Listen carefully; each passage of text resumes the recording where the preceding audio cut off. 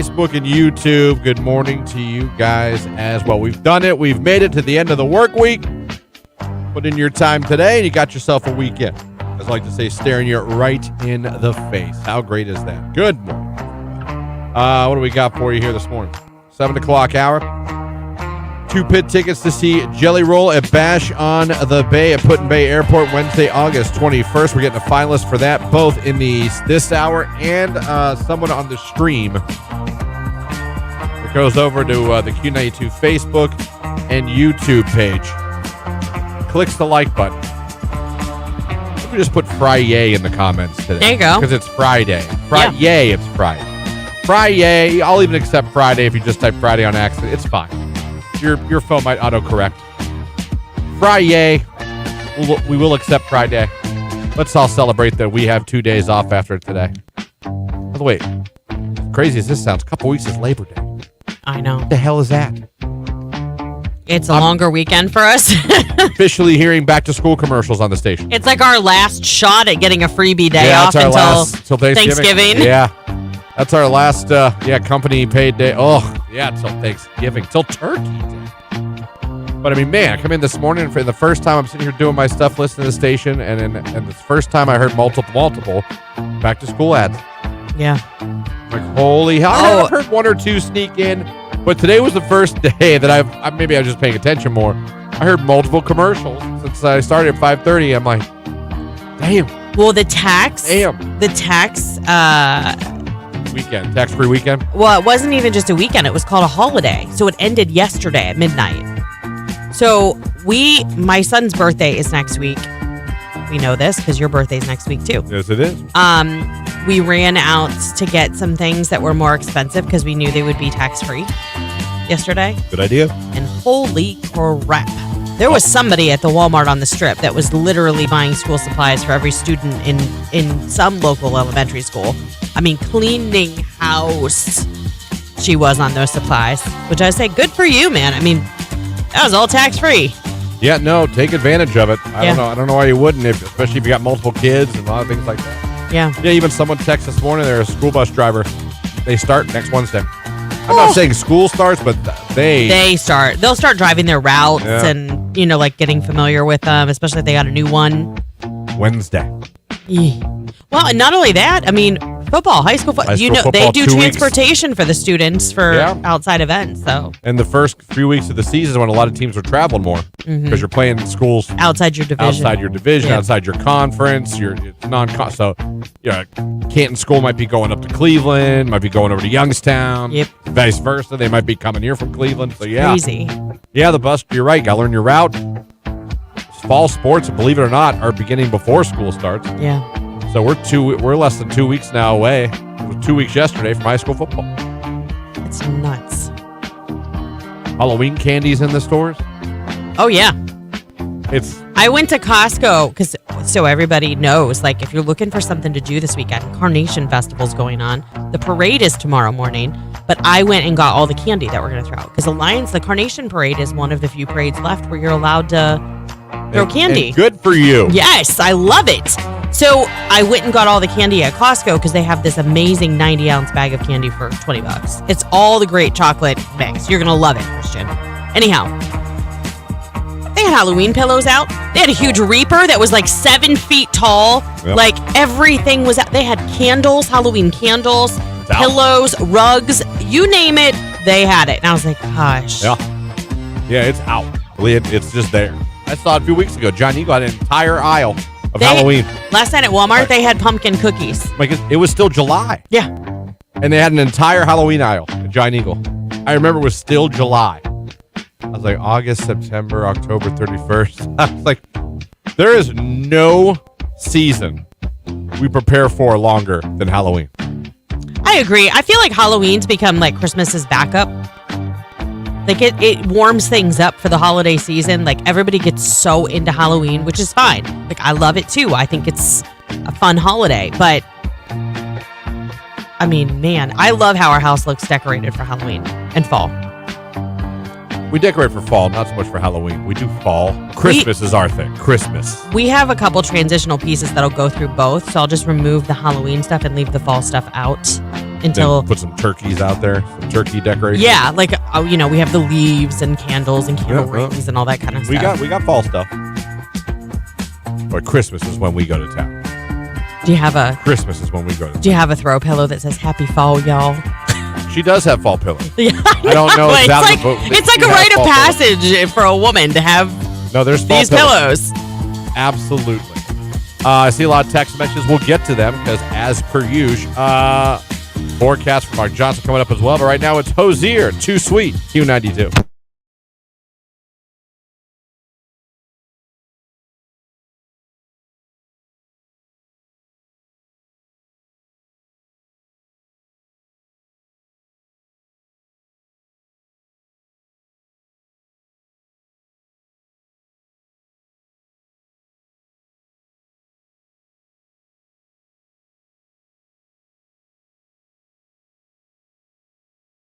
You love it. Text message random. Christian, anyway, we can call Keller and ask if he's seen Bigfoot out there camping. I don't think he's there yet. Well, and he's not camping. I mean, he's in the woods, yes, but they're in a great big old cabin, like huge. They're doing it big. They're going to be drinking, grilling, tickling, all kinds of funny stuff. Christian, they're not going to be tickling each other. We don't know they're not. That's weird. Tickling is it's not on the table. No, we don't know that it's maybe he and his wife. I can see him tickling his friends. Yeah, I can see him tickling. Well, it's Keller, so that, yeah. I can see who's got you? Ooh, you know what I mean? Up behind you. So he would do that, actually. Yes, I'm telling you, he's a tickler. He is. He's a tickler. I've seen him do it now that you say that. I'm not a big tickler. I'm not big into tickling people or being tickled. Oh, my gosh. I find tickling very odd. Yeah. And it's just strange how it goes from funny to uncomfortable so quick. It's just such a quick flip. You know what I mean? Yeah. Like, oh, stop it. Stop it. Yeah. You ever see Dane Cook's? Yeah. Dane Cook's clip on that? It does get aggressive fast. I know people get annoyed by Dane Cook, and but he had that bit about tickling. It was very funny. And he was 100% right. What do you say? He goes, starts out fun, ends horrible. Yeah. I'm like, yeah. No, I think anytime I was tickled, like it was like, ha, they're all right. Yeah. It's true. Well, I don't know. Jake, you like being tickled? No, I do not. Can't say I blame you. Can't say I blame you. Lauren, tickled? I don't love it. I don't know the last time I was tickled, though. So my husband would never tickle me because he hates it. Not like my husband. Like my husband, ticklish. I can literally like touch his kneecap and he'll. I call that sugar in your knees. Do you have sugar in your knees? And you tickle their knee. I didn't know there was a name for it. Well, there is if you're in prison. And then, but like I do. My back can be ticklish. Yes. Yeah. Like I'm not that sensitive. Yeah, my back can be very ticklish. Jake, are you ticklish? I'm very ticklish. Yeah. You're very ticklish. Yep. Lauren, tickle Jake. No. I'll wait. I am not going to tickle Jake. I'll wait. You turn the music up. Not gonna. All right.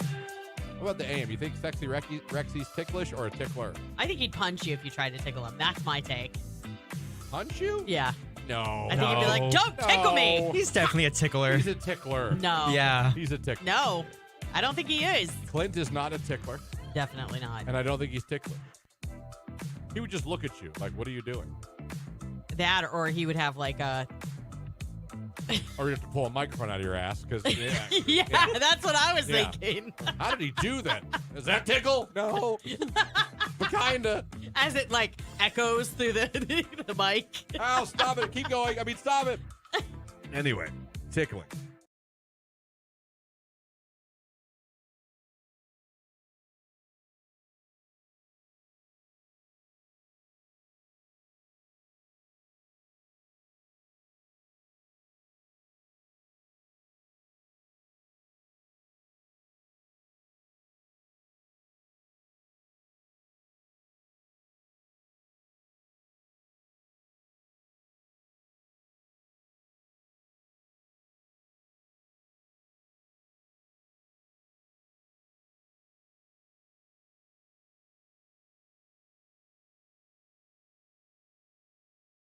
Question for you guys. I actually stole this from a girl I know that posted this on her social media yesterday. Okay. And she wanted people's opinion. I thought it's interesting.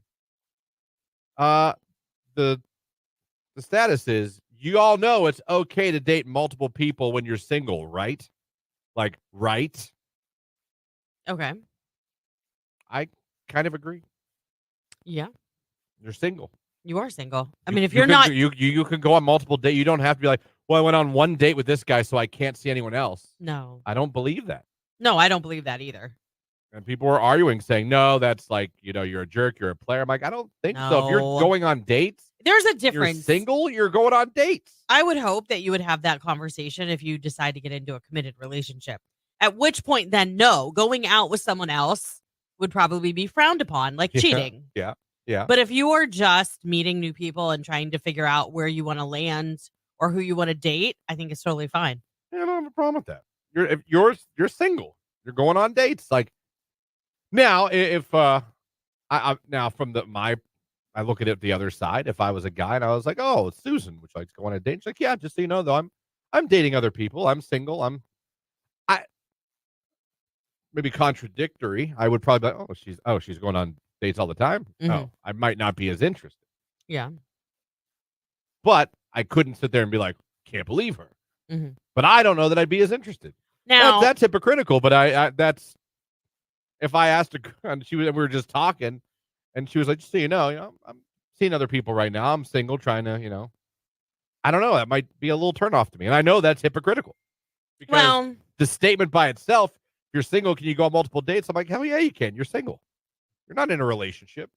no, I think the younger you are, the harder it is because you get kind of selfish or like that's like you feel like it's a dig at you, like you're not interesting enough to be dated solo or Maybe that's it. It's an ego hit. You take that as like a little ego hit, like, Right. That's what I'm saying. Like when I first met Tony, he was dating somebody else. And when I found that out, I was like, will you call me when that ends? Yeah. I'll see you when you're not dating that person. Right. But dating and going on dates are two different things. Mhm.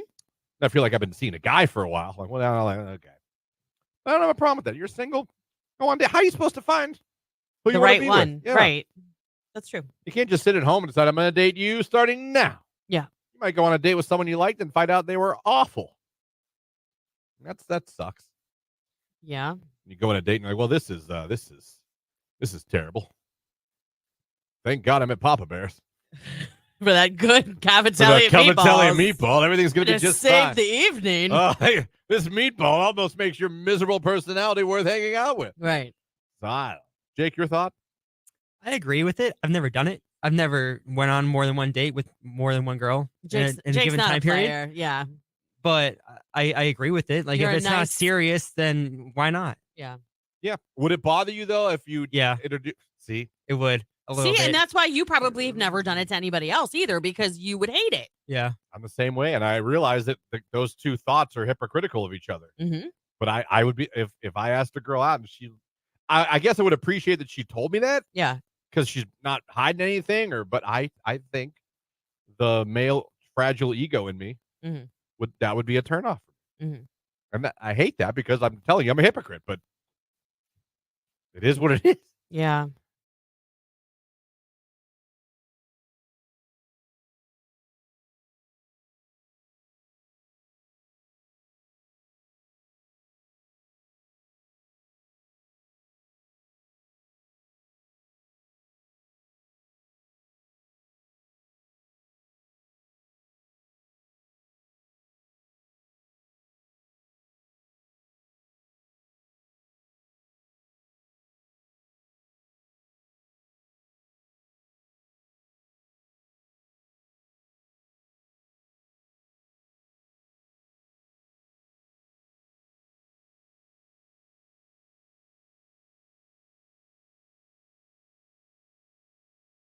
Q92. 82 degrees for your Friday high with an isolated shower and a little sunshine mixing with clouds. Overnight tonight, our low 56, a comfortable night with clear and starry skies. I am Art J. Weather from News 5.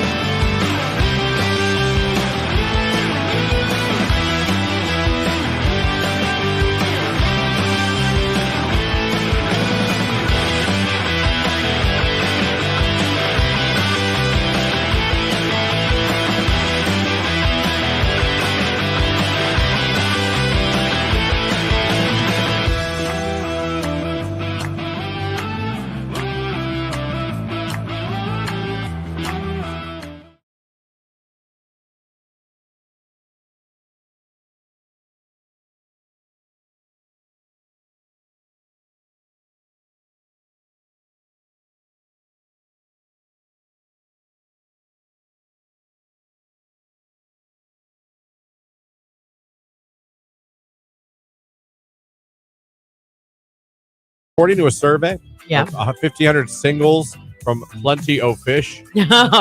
Great website. It was your favorite. That and Christian Still Mingle, around. right? Zeus was my all-time favorite. Oh, okay.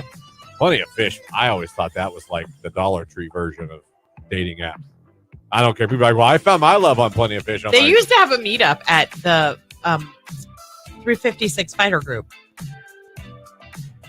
Is that a bar? You don't remember the Fighter I wasn't Group? raised here. Remember? I know that, but it was raised in real. Canton. But you worked here when it was still open. What did I? Yeah. It was right out by the airport, and it was like a restaurant, but it was huge, and they used to have like live music out back and dance parties, and they had like a room that had a pool table in it. Like And Plenty of Fish people would meet up there. Yeah. Gosh darn. That's crazy. Well, according to Plenty of Fish, they talked to 1,500 singles on there. A third of singles have ended a friendship because one of their friends started dating their ex. Totally believe it. And you know where this is prominent right now? Young kids. We talked about that, didn't we? This is weird to me. Yeah, you guys had an experience with it. I Didn't don't you? know if it's a generational thing. I don't understand it because when I grew up. So coming up this hour, 2 pit tickets to see Jelly Roll. We're getting a finalist for that contest. You're going to hear that cue to call, and if you're calling number 10 after you hear it, you'll be in the running for a chance to win 2 pit seats to see Jelly Roll at Bash on the Bay at Put-in-Bay Airport on August 21st. We're also going to pick one of you that goes over to the live video feed on Facebook and YouTube, clicks the like button on the live video feed, and puts Friday in the comments section. One of you is going to become a finalist at the very end of the show as well. 8 o'clock hour tickets to see actor-comedian Brett Goldstein. You know him as Roy Kent and Ted Lasso on the 25th in Cleveland. 9 o'clock hour, $25 gift card to P.S. Cooks. Also, we'll be talking to Maddie from Hall of Fame Village in the 9 o'clock hour. And towards the end of the 8 o'clock hours, you know, it's Carnation Festival week. Last week was Hall of Fame week. This is Carnation week. We're just giving ourselves history lessons off air about Carnation week. Which is incredible. There's so much history behind this. There's a lot, and we're going to have a guest on the show towards the end of the 8 o'clock hour, probably around somewhere between 8:30, 8:40. We're going to have Mike Lamborn on the show. He is the great-nephew. Great-nephew. Great-nephew of Levi Lamborn. You're like, well, who is that? Well, he's the reason, honestly, that Carnations came to Ohio, and we became the Carnation City, and the Carnation flower ended up being the flower of Ohio. Yes. So all of the above. Actually, he's the whole reason they kind of came to the United States. Yeah, and it started here. If you're wondering about the Carnation thing, yeah, Lamborns are the family that are the reason that is. Yeah, if you've why ever we are wondered, the Carnation City, right? The same way I used to wonder why Louisville was called the Carnation. You mean the Constitution Town City? What is it? It's on their Constitution. It's on their water tower. Yeah, no. I thought it was the Constitution City, but maybe city? I thought maybe township. I don't know. Creek. We know him for the Constitution. Yeah, it's on the water tower. And I read, and if I'm they wrong, have Constitution Days, the Constitution Court. Like, well, and if I'm wrong, someone text me. But I did a little Googling one day because I was like, did something with the Constitution start here? And it was they had a governor or something, or a mayor that was just loved it was, and believe it or not, as simple as this is going to sound, was just hugely a fan of the Constitution. Oh, hey, citizens embraced it, and yeah. So we're going to be talking to Levi. Not Levi. No. We're going to be talking about that'd be awesome. Huh? That would that'd make be us super weird. just, joined by Levi. He's coming through. Get a Ouija board in here or Coming something. through. Blink twice. No, we're looking forward to that conversation. I'm a history guy. I like this stuff. It has a lot to do with William McKinley, too, and we'll get into that with him. And his family history. Must be cool to have, like, true lineage to a town or city. Like, true. Yeah, this is You know about what I mean? as true as it gets. Like, the Bigglesworth family grew up in Mineral Ridge. I don't have any lineage to... There's no great Bigglesworth Mineral Ridge story. You know what I mean? My father invented the mineral. No. My father made the ridge. No. Actually, my dad did do something really cool for our city, but they've since changed it, which made me really sad. Took away his credit? He drew the city seal for the city of North Canton, which was the seal for several years. And 2 years ago, they changed it to the NC Vikings to match the high school's logo. Yeah, I gotcha. Yeah. I gotcha. I'm going to ask just because it's Jake. I'll risk being a little more late. It's fine. By any chance, does your family have any like great lineage to anything? I wouldn't be surprised if you were like, yeah, we invented oxygen. Hold on. There Nothing? you go. I don't believe so, no. All right. I got nothing. Not any like true lineage to something or historical thing that my family is. So Marin got really into, what's it called? Where you get online in Ancestry. Anyhow, she dug and dug and dug. And I mean, we found news articles and everything on my husband's side, of course, the Italians. Anyhow, his uncle, somewhere in that lineage, someone robbed a bank. When I say robbed a bank, they were like with two other people, and they ended up taking the money. At the time, it was like $5,000, and they buried it somewhere. And to this day, no one has any idea where they buried it. But they did like hard jail time. Then they escaped from jail, and then they got captured again. And then they got put back in jail for a very long time. There you go. Like, we found the news articles and everything. We have an echo. We do, and I'm not sure why. Okay. I'm like, it's not just me, right? No. Anyone out there like have a family name that has like true lineage to something?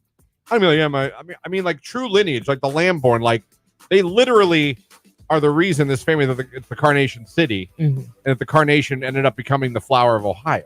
Like, that's true lineage to the city of Alliance. That's a family. super cool thing, too. Yeah, does anyone have like a family name that like truly is linked to something historical? Like I said, nothing. Yeah. Damn, mom and dad, damn it. My dad ran for mayor. I don't think it's going to be in any history books anywhere, but No. his mayoral race poster is hilarious to look at. My sister has like a bowl cut because it was like, and I was just like a baby. I was just laying there with my mom, like in her arms. The closest thing I got, and it's my grandfather was in a band, played in a band with Dean Martin. Oh, that's pretty cool. Yeah, I mean, it's not like historical lineage, but there's pictures of him. That's super cool. Yeah, but he decided he liked liquor a little bit more than music. A lot more. I see. Than anything. Well, I didn't know him that well. I just know the stories, and they're not great. Let's take a look at sports right here on Q92.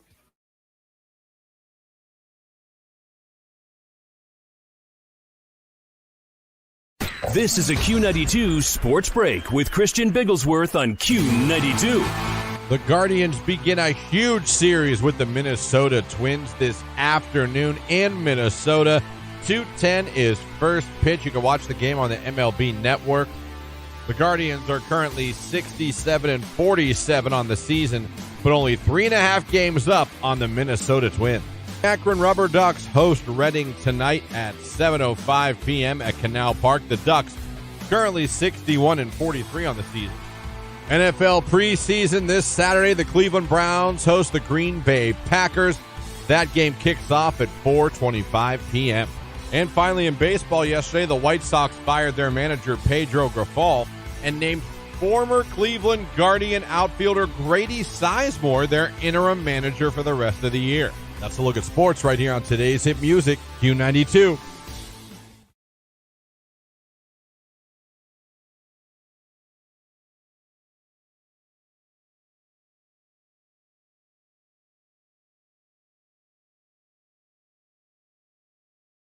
I almost hit 4 different animals coming to work today on this new back roads I have to take, these country roads. Yeah.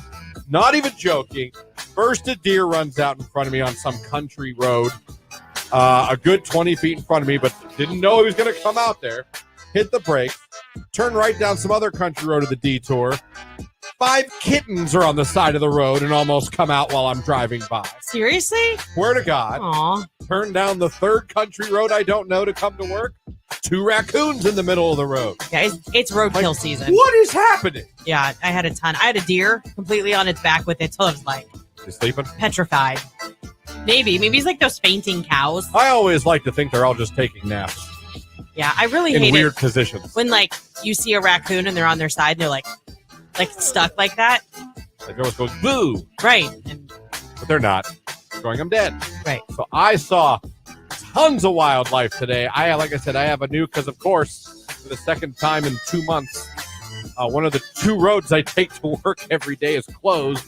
And this detour is very much a country road detour. Can't wait. Very much. I told you. Country road, farmland, wooded, detour. Well, that's my whole drive here every day, just because I don't go highway. I don't need to, but it is all through farming community. I mean, literal farms. But just so you know, if you use State Street for your commute, it's closing on July 8th for 65 days.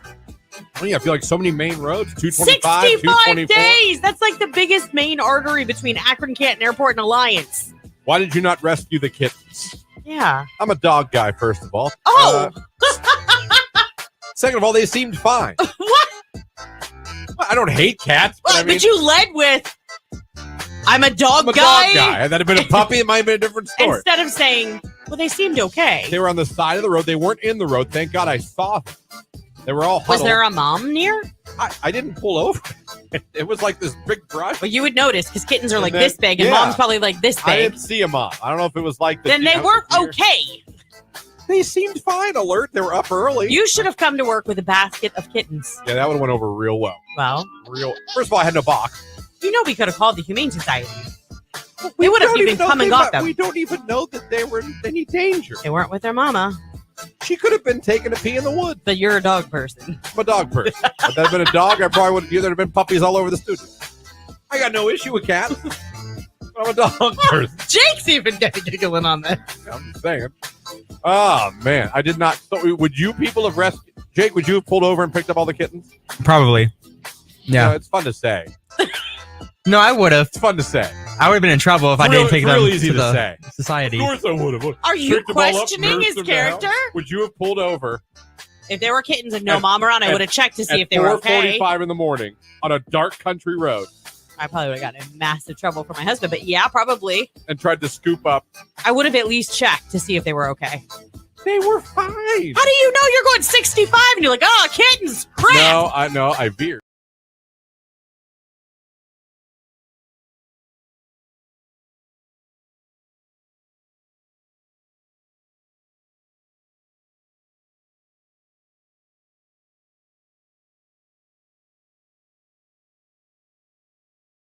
And we are going to be getting tickets or giving away a finalist spot to win 2 pit tickets to see Jelly Roll later on this hour. When you hear the cue to call, be caller number 10 330-450-9292.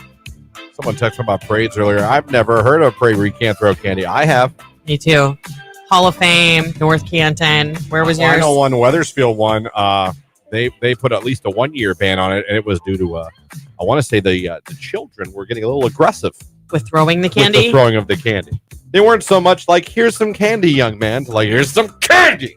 They throw it overhand. Really? You just need a little toss. Little toss to the side of the So road. they were allowed this year, but a year before they were not, because the kids were getting a little aggressive. They weren't so much handing it out as pegging people. Yeah. You know what I mean? Mhm. With candy. We're talking about if you got any like real lineage in your family, like people you're related to that like have true lineage. I know you got one on Facebook. Check this out. Not me personally, but I used to work with a guy who was related to the Hatfield and McCoy. How about that? That'd be super awesome. Wow. 2 of the most famous families in American history. Mm-hmm. They didn't like each other. The Hatfields and McCoy. Yeah. But why do they always couple them together then? Because there was this rival. No, didn't people get killed in their families? I Didn't think they kill so. each other? Yeah, that sounds. They get together like the Hatfields and McCoys. Where that phrase comes from, people. Oh, I see. They Yeah. were a real family. Like cats and dogs. Yeah, they weren't friends. Yeah. So my family, my grandpa had 22 brothers and sisters, and in Salem they had a famous Earhart baseball team, and we are related to Amelia Earhart. Maybe that's Christina, because that was my Facebook one that she was related, and I asked her how. So maybe that's from her. Kind of cool. Yeah, very So we cool. have a link to the Hatfields and McCoys, a link to Amelia Earhart. Mhm. I like how once a year we think we found her, Always. and we never really do. Submerged plane found Yeah. in the transatlantic. Twice a year I can get online. Have they found Amelia Earhart's plane? 2 days later, no. No. Oh, man. My 5th grade grandfather fought in the Revolutionary War and served the Valley Forge with George Washington. Wow. He ended up being taken captive at the Battle of 96 after he rushed the fort. It was not released until after the war was over. Shout out to the Gustavus Croston. Damn. Fought with George Washington? Yeah. That's pretty good. That's decent lineage. I was going to say, we did find, Was it Valley Forge? I think there's probably a lot of military ties for people that live in like Ohio, Pennsylvania, all that kind of stuff. Like, we found a bunch of soldiers that were in the Revolutionary, goes back to the Revolutionary War on Ancestry. But we found a tintype at my great grandmother's house, and the guy is missing like 3 fingers, but he's holding a sword like he's a general. We were like, who is this dude? He lost some fingers. Lost some fingies. He must not have been very good at fencing. Kind of clumsy with that sword, huh, Ed? Aha! Oh. Dang it. Son of a. Take the picture anyway. I'm related, text message, to the Wright brothers. You not got your headset? No, I didn't even touch the, usually it's just a little tappy tap, but I Doesn't didn't. take much here. No, but it totally went out. I thought we lost power for a second. We got someone related to the Wright brothers. That's cool. I almost want you guys to prove this stuff, but I can't make you. Jim Thorpe used to change in my grandma's shed in her backyard before playing football. It's when he started to get really popular and was being recognized. One got a link to That's Jim super Thorpe. cool. What? Hey, dental girl checking back in. In the 90s, my uncle did very extensive research into our family's lineage. He found out we had both Hatfield and McCoys in your family lineage. You're the second one. And someone got along, more than we thought. We didn't all hate each other. Right. It wasn't that bad. Screw you. No, seriously. I'm a 9th generation Studebaker. Whoa. Ooh. Peter, in parentheses, who came here from Germany. The car was ahead of its time. 9th generation Studebaker. That's sweet, man. Do we have any people from the Chevette family out there? I don't think that's a thing. Sam Chevette. He was my great Sometimes uncle. I wonder if you'd look to see if you can lead me down a path and make me look like an idiot. That's not going to happen on that one. My great uncle was Carl Cobalt. Good morning from Kesha King. Oh, isn't it great? Pitbull bought the rights to a college football stadium that named it after himself. Well, hey. They might call for some timber. I see what you did there, Yeah. Kesha fan. He did buy the name. He did buy the naming rights to a stadium, and it is called Pitbull Stadium. So weird. Hey, if you can't take the money with you. I understand that, but that doesn't mean I think you it's- could I think it's kinda buy funny. it and then name it something else and Pitbull Stadium. still I get credit for. Mr. Worldwide. 305, right? Could have called it Mr. 305 Stadium. Is that the one? Is that his area code he always does? 305. I think so. Mr. 305. I'm related to Pancho Villa. What? Wow. Again, are we just making? First of all, even if you're making these up, these are fantastic reaches you guys are making. So I was going to say they're kind of obscure, Yeah. so I would have to say Pancho Villa. You'd have to really reach in your bag to pull out Pancho Villa. Like, Right. what can I make up and I'm going to say? try and tell them that I was related to Type that in person. Pancho Villa, Carl. See if they'll read it. I'm like, all right. Pancho Villa. I have a really good friend who's cousins with Joe Namath. Does he have friend ties here or family ties here? Family. Joe Namath. Mhm. Okay. Dave Dravecki, San Francisco Giants pitcher, Youngstown. Mm-hmm. We have famous people from around here. Yeah. A lot of football, a lot of sports. We're a lot of famous sports athletes from around here. Kelly Pavlik, the Youngstown area. Cody, UFC fighter. Garbrandt from down in what? T County? Yeah. Tuscarawas County. Yeah. Yep. Yeah. Boom Boom Mancini. Hey, look at this. I told you I'm going to work today to try and get a hold of some of these people, but you have Hunter Armstrong from Dover. Hunter Armstrong, Hello. Olympic medalist. Olympic medalist and one of Ohio's own. We've got Marcus Christopher, who went and competed in BMX. He's from Lake Township. Why are you laughing? Someone just texted, I'm related to Mr. Peanut. That's so funny. Anyone going to type in Gargamel? Ed O'Neill. Yeah, another famous actor from the Youngstown area. Ed O'Neill, Al Bundy. Absolutely. But some of you might know him from, what was that last show he was on? Married with Children? No, the one he was on with Sofia Gara. Someone will text it. You guys will correct us. You always do. Yeah, but isn't Al Bundy his character name? Yeah, Ed O'Neill's his real name. But he was on that Modern Family. Modern Family. He's a You're Modern right. Family. You're right. Not sure the name, but my aunt got an ancestry done, and a past family member died on the Titanic. Whoa. So there you go. You're linked to the dude. Titanic. That's like super tragic and super cool all at once. It's a double-edged sword. It is. Double-edged sword. Yeah. It's Justin Timberlake. Can't stop the feeling. It's Q92.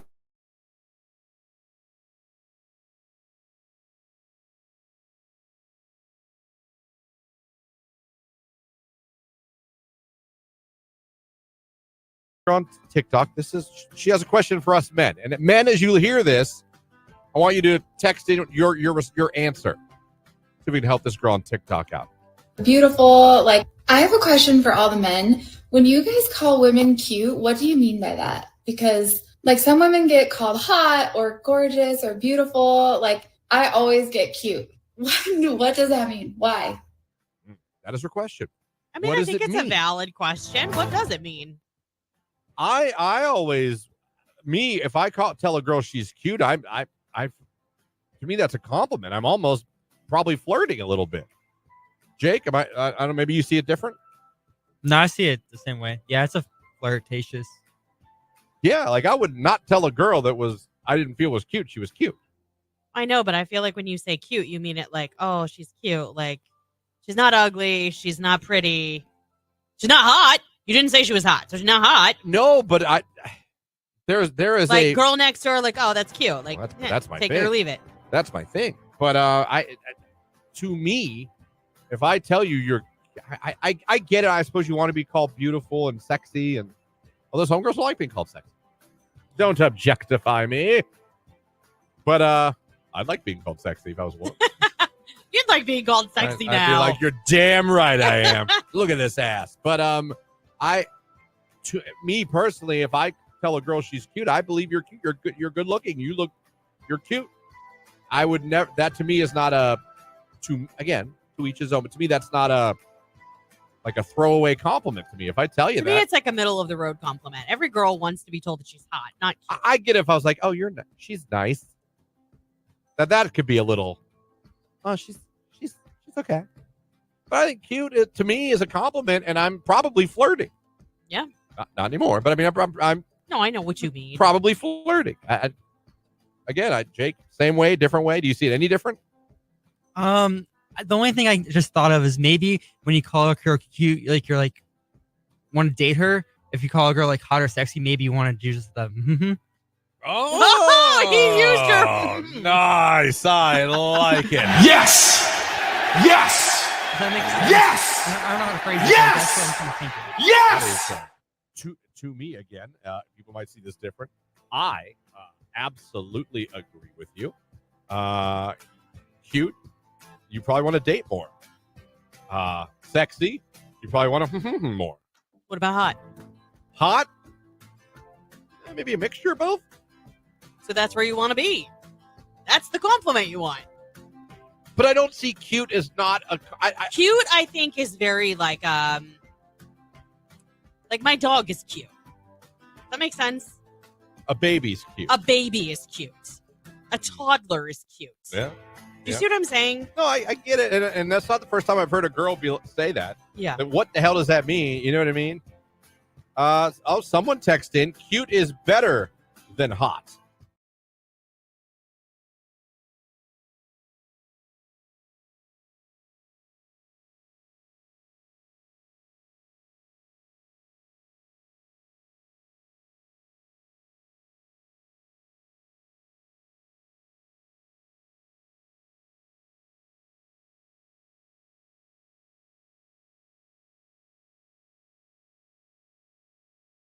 Q92. There's your cue to call. How would you like to win yourself a couple of tickets in the pit to see Jelly Roll at Bash on the Bay at Put-in-Bay Airport Wednesday, August 21st at 3 p.m.? Well, you can't win unless you're a finalist, and we got a chance for you to become one right now. 330-450-9292. Caller 10, good luck. The cave.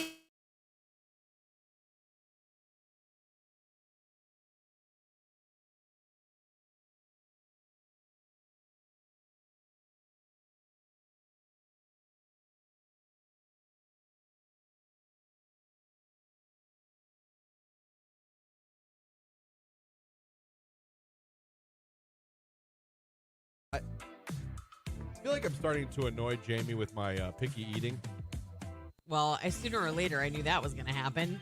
You can only put up with it for so long, and you're like, just eat it. And my problem is I admit if once something is in my head, I'm done. Once you've planted the seed of something, I'm done. And it's to the point now where like she thinks I don't like meals that she's cooked that I actually like. Like she made homemade pasta sauce the other day and homemade meatballs, and she didn't think I like it. I had 2 plates. Why would I? I don't have a poker face. I'm not going to eat. No, you don't. I won't eat it. That's true. But yesterday she was like, "Well, I'll make chicken soup today," and I need you to tell me if this is weird. I really do. Jake too. Both of you are in this room. I need to know. So as I was in the kitchen, I brought home the food because it was a pickup grocery shop. I didn't like look at it. I just figured it You was just stuff for went, chicken pop noodle the trunk. soup, Yeah. put it all away. Here we go. So she starts making it, and I see chicken thighs Yeah. on the counter, Mm-hmm. and I go. I was like, why do you have chicken thighs out for the soup? I go, you use chicken breast for soup. I was like, I've never had chicken noodle soup in my life. Chicken thighs are juicier. Like, your meat won't dry out as fast. Do you put chicken thighs in your chicken noodle soup? Listen, when I cheat, when I make chicken soup, I use rotisserie chicken. See, I love rotisserie chicken on its own. Don't like it in soup. Oh, see, I love it in soup. I want my soup bland, so I can just salt it. Ew. I don't want a flavor. Why? I really don't, because it's My weird to Lord. me. But then, what is it called? That water and noodles and salty water and noodles. Chicken broth or chicken broth. But chicken So broth has flavoring. it's supposed Chicken to be flavoring. that clear, like yellow soup. Not yellow. You want broth. You don't want. Well, something. It shouldn't be brown. But chicken broth is brown. Have you ever boiled a chicken I to don't know, make your man. own broth? So anyway, she had like she ended up putting chicken breast in it, so Shardy could tell It actually looks like urine. Is what it. that I was like, yeah. Well, I Kind expect to of. see urine. Brownish urine. This looked like it had a brown, like a gravy. But Okay. so, and I'm not gonna lie, I was picking out the thigh pieces. Christian! I'm not eating the thigh pieces. Do you eat Chinese Very chicken? rare. I eat General Tso's and white. Q92. 82 degrees for your Friday high with an isolated shower and a little sunshine mixing with clouds. Overnight tonight, our low 56, a comfortable night with clear and starry skies. I am Mark J. Weather from News 5.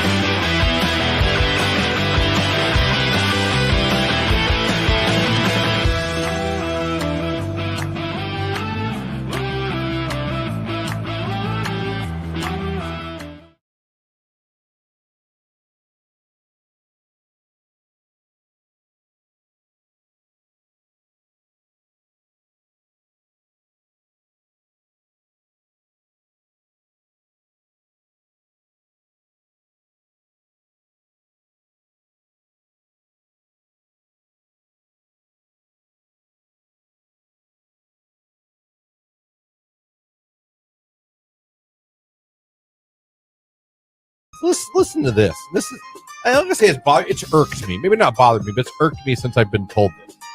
Now, obviously, we are both in our 40s. We're not spring chickens anymore. No. I don't think we're old, but we're certainly not young.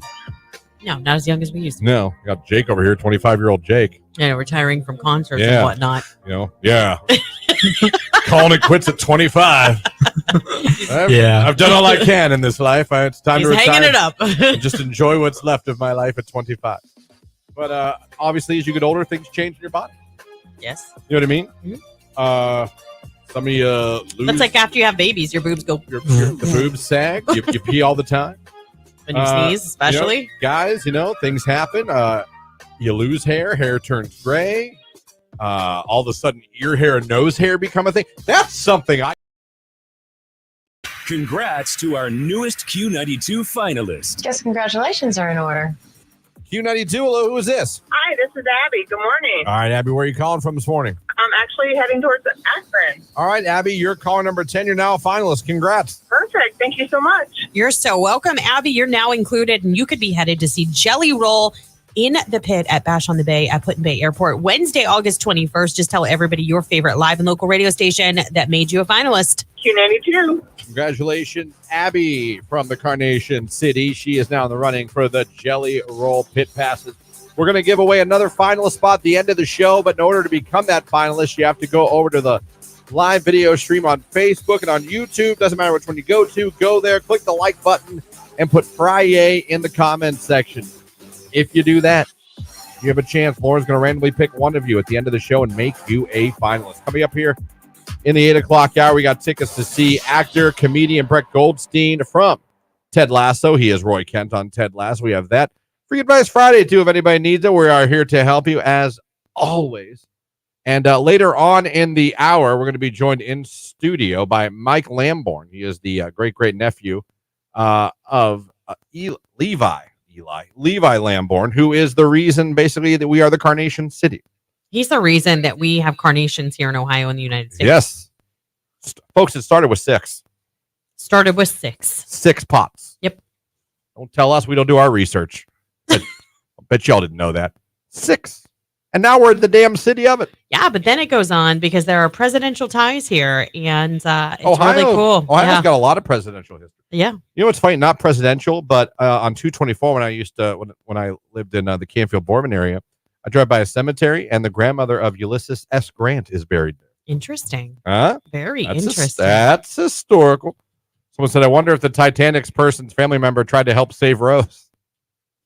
I mean, Jack? Yeah, Jack. Who was murdered by Rose? Rose saved herself. She sure did. Actually, Jack saved her once. She jumped out of the lifeboat. Yeah, that's true. Because she's that kind of girl, and then made Jack save her a second time, with which he died while she took a nap.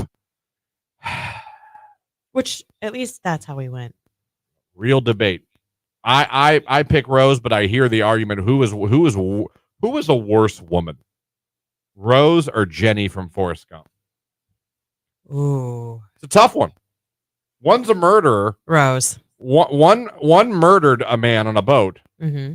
The other just systematically throughout her entire life ruined and broke a man's heart over and over again. Yeah, but he got to live. So that's why my vote is Rose. Okay. I mean, listen, you can make an argument. I'm going Rose, but I can listen to the argument for Jenny. No, was she a piece of crap? Oh my God, she was. That's not what I'm saying. But Rose was. Take your ice nap, dear. I love you. Yeah, and then had the balls to try to wake up a human ice cube when she woke up from her nap. There's a boat, Jack. Doesn't matter. Doesn't matter because I'm dead. But I hope you got your Z's. It's Jelly Roll. Need a favor, Q.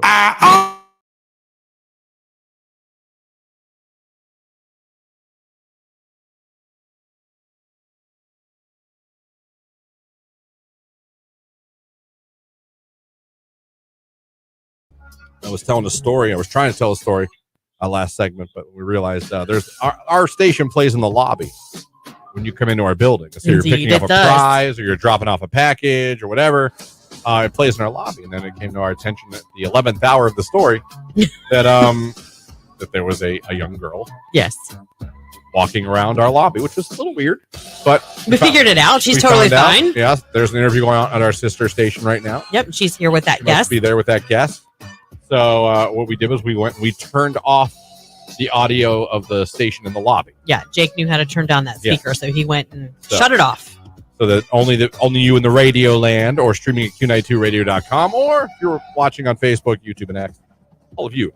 And if you have young children in the car, now's your chance. Again, there's nothing. Yeah, there's nothing. I'm not going to say anything. We did like- what we could over here. But anyway, well, if you're just joining us, and I'm very sorry because I thought this story would be over by now, but circumstances, Yes. life, Being responsible. yeah, being responsible. We're going to talk about things when you're getting older. You notice some things you don't notice. I was talking about how Jamie likes the little bit of the I don't know, Scruff. the scruff, but doesn't mind the gray. I do. I don't know why you hate it so much. I like having Tony's salt and pepper. We were having a conversation about it, and then she said something to me that I didn't know, and that it stuck with me. Mm-hmm. It stuck with me. And again, trying to be as politically correct as I can here, or just not gross. And she says to me, and she looks at me, with love in her eyes and love in her heart. She goes, "Well, you got grays on your balls." Ew! I said, "Excuse me? I have what? I did not know this. Apparently, some of my pubic area follicles have begun to gray." Do they make just for men for that? I don't know. Just for balls? I don't know. I mean, that's got to be more sensitive She tells skin. me this, and in my head, no! I was a little angry. How dare you? But I didn't know that happened. I'm too young for that. Do you not No, trim the hedges? a little bit. Not enough. Probably not. Probably not. They have that tool called the lawnmower. I hear it all the time when I Everyone's listen like, to the it doesn't cut. I'm armchair like, expert. There is no way that doesn't cut you. There is no way. They're like, no, it doesn't cut anybody. You're telling me those little razors going back and forth electrically, nothing can cut you? I don't buy it. I think it's. I mean, maybe you just make it taut. Like I don't know. And I just kept I don't thinking, know. I don't is have a this pair. something all men go through? Is this something that every man must face? I am sure the answer is yes.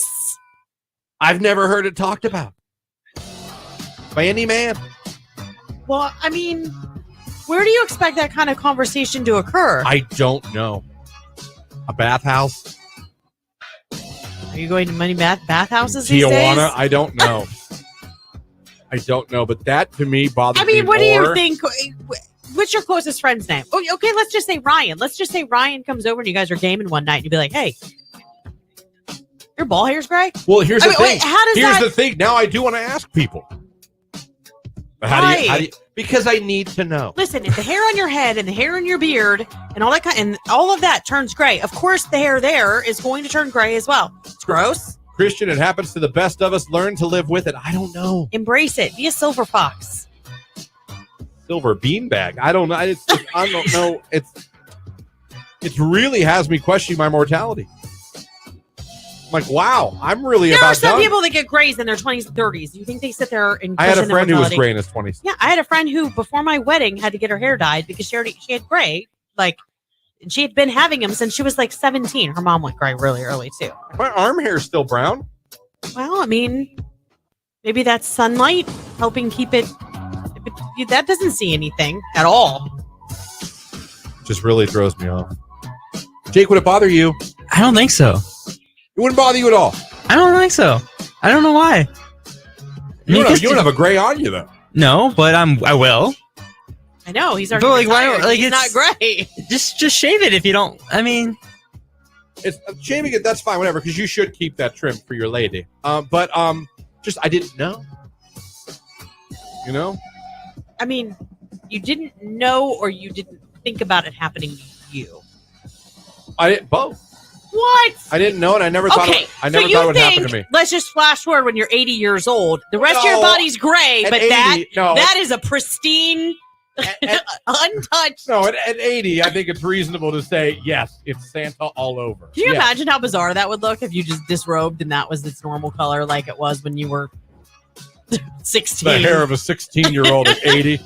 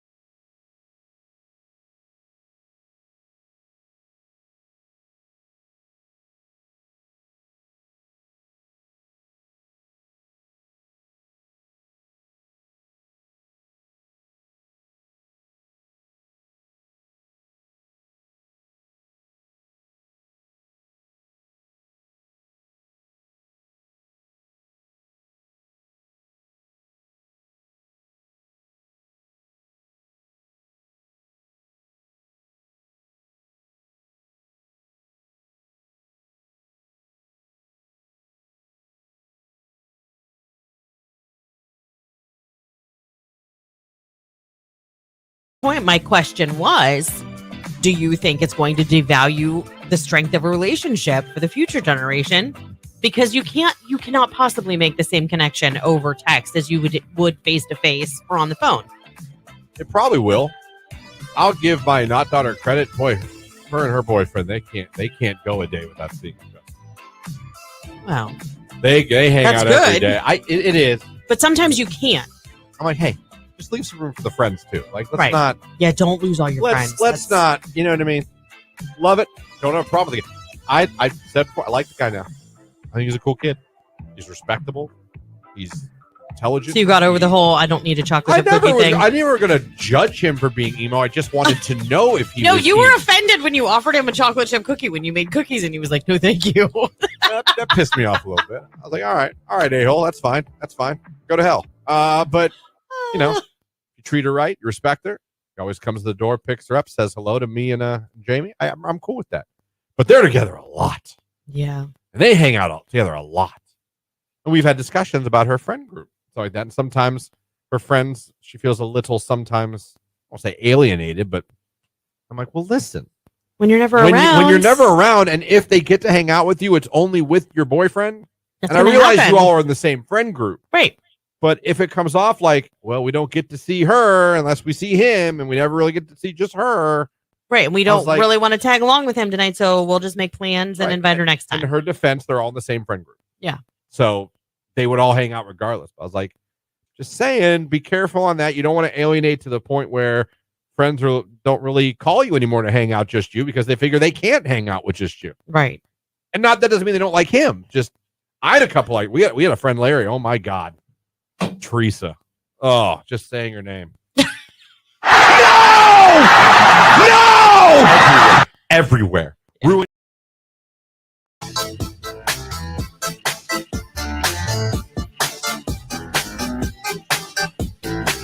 Right here on today's hit music. It is Q92. Christian, Lauren, Jake here with you, hanging out on your Friday morning. Yes, it is Friday. How great is that? Later on this hour, we got tickets to see actor, comedian Brett Goldstein. You know him as Roy Kent on Ted Lasso. We got tickets for that. He's coming too. Playhouse Square on Wednesday, September 25th. We got tickets for that show. Free Advice Friday. Lauren and I and Jake always here to help you guys with anything you could use advice on. Could be life-related, work-related, school-related. I don't know. Anything you guys would like advice on, the three of us are here to help you, and we will help you. We helped a lot of people last week. We help people every Friday. So if there's anything you could use advice from three people that don't really know you on a personal level and won't be biased one way or the other, just give it right down the line, the way we see it. You know what I'm saying? That's us. That's us. Yeah, and I feel like we're pretty diverse too. You've got man, woman, and young adult. Yeah, you do. I say young adult just because he's an adult, obviously, but he's The the young younger. adult. He's the younger generation. Yes, he is. Yes, he is. Right, Jake? Right. There you go. 330-450-9292 to call that advice in. If you want to text it in, 330-269-9292. Or you can leave a comment, send us a message on Q92's Facebook or YouTube. Be sure to do that where you can watch the show live. Also, don't forget, give yourself another chance to become a finalist for Jelly Roll by going over to the live video on Facebook or YouTube, clicking the like button and putting Friday in the comments section. Lauren's going to randomly pick one of you at the end of the show and make you a finalist. And later on this hour, we're going to be talking to Mike Lamborn. It's Carnation Week here in Alliance, Ohio. And Mike Lamborn's the great-great-nephew of Levi Lamborn, which is the person literally behind us becoming the Carnation City and the Carnation City becoming the official flower of Ohio and the link to President McKinley as well. Really cool. Actually has the name Lamborn. He's from the family. Yes, he is. And part of history, he was here speaking this week during Carnation Week, and we're going to have him on the show a little bit to talk about the history of the Carnation City, and what it's like having that family name that is such an integral part of Stark County history. Kind of cool. I was a history guy. I think it's kind of cool. So you're going to learn some stuff today. You probably already learned it from your history lesson with Lauren and myself last hour. But we're here to educate you. You know what I mean? Yeah. By the way, we'll be in the Carnation Parade tomorrow. Yeah, we will. Look for us. We've got candy. We will have candy to throw out. We have 540 ounces of chocolate. Woo! Woo! Be tossing it out nicely and gently to all of you during the parade tomorrow. Looking forward to that. Look for us. It starts at 11 a.m. tomorrow. But I think you guys know that because every year when we do this parade, the streets are lined up. Looking forward to it. Right now it's Shabuzi, a bar song. It's 8:12. It's Q92.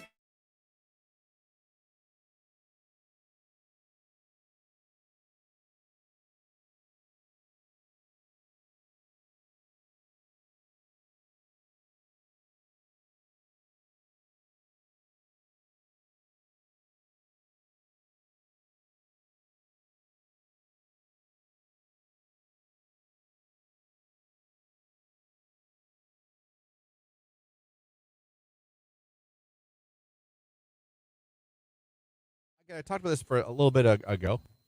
Lauren, not a fan of this. I understand. What do these scientists really know? What do these people in these rooms really know? Yeah. But according to metrics or whatever you want to do, again, Zeus, the dating site that I used back in the day, they found out things that will get you more responses when reaching out to women on this dating app. Listen to this.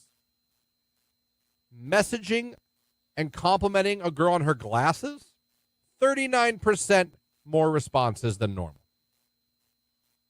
Complimenting her eyes, 11% more responses. And 13% if you compliment her tattoo. But glasses, your chances go up 39% that she writes back to you.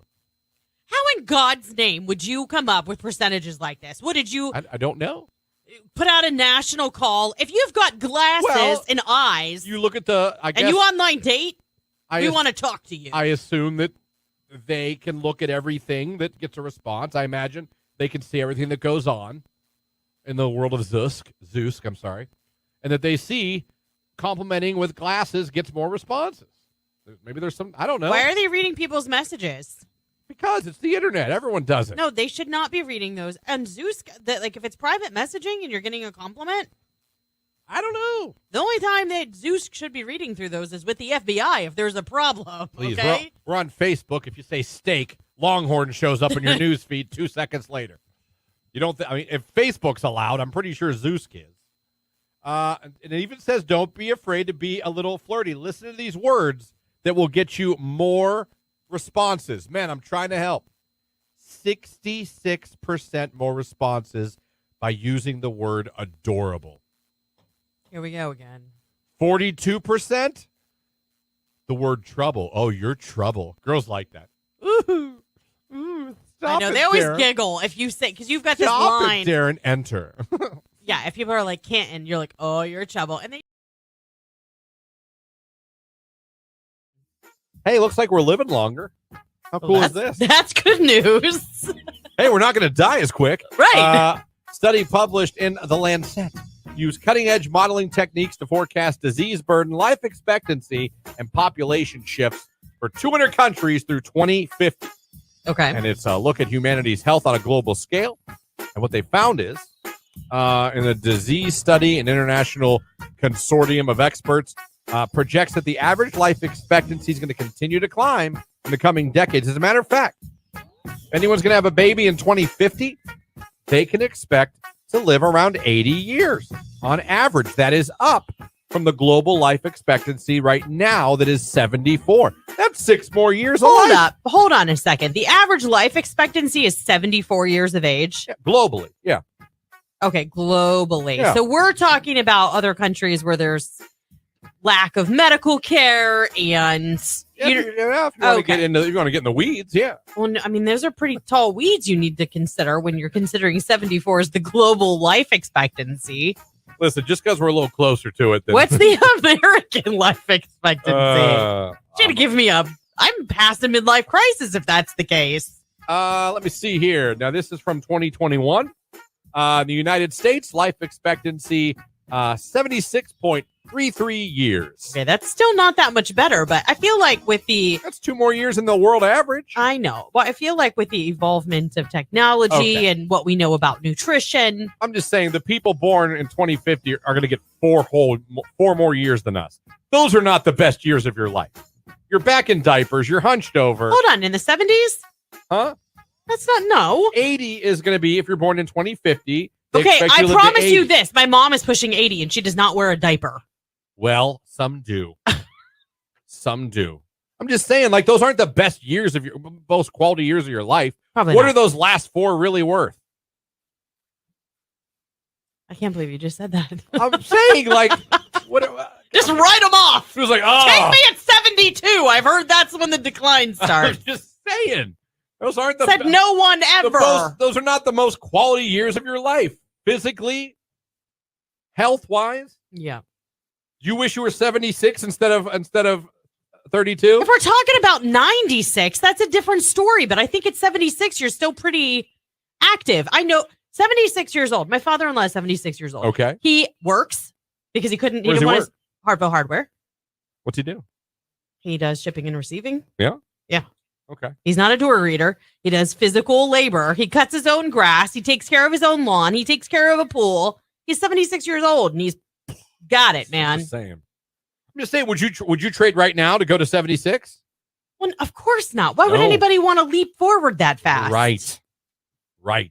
You're We're not- in the sweet what spot of point life are you right trying now. to make? We're in the sweet. I'm saying, you're like, all right, so the people born in 2050 are going to live to 80. Yeah. Right now in the United States, we're living till 76.3. So we even get like January, February, March. All right. Yeah. We get that last full winter. I can't believe you just counted All the right. months. Please, We- 0.3. We get that full last winter. Well, what if it's not? What if it's not that? What if it's like When June, those- July, and August? when Your those- last summer. When those trees start budding, you're like, oh no. Oh no. I'm on my last 3. I'm on my point 3. I'm just saying, what's really the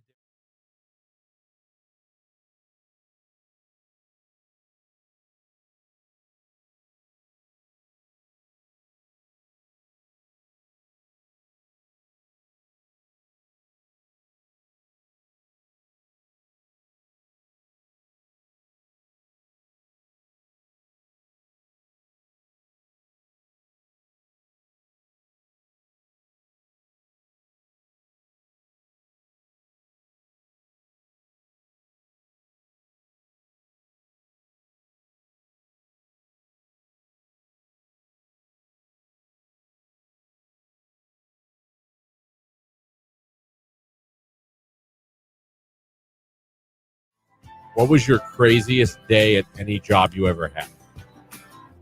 I had a couple. Not so much here, but at my other one in Youngstown. Mhm.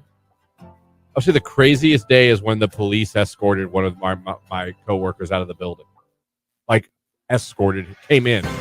Escorted. I was told to stay in the production room and not come out Oh, until it was okay. was it? It wasn't here. Oh, I just said it. I was in you. Okay, that's what I thought. Yeah. Yeah, there was, I think I've told this story before, but there was a salesperson. Now, he was a very large man. Okay. Not only was he big in like girthness, Mm-hmm. but he was like Did you just say girth? girth. Okay. He was like 6'6". Yeah. So like Paul Bunyan like man. And he was alleged alleged. There were some websites where you order dates with women. And apparently they were... he was ordering some dates with women. Well, in places where he was going to do, quote, sales calls. And unfortunately, a little oversight that he made is that his office had a window and his computer the screen faced the window.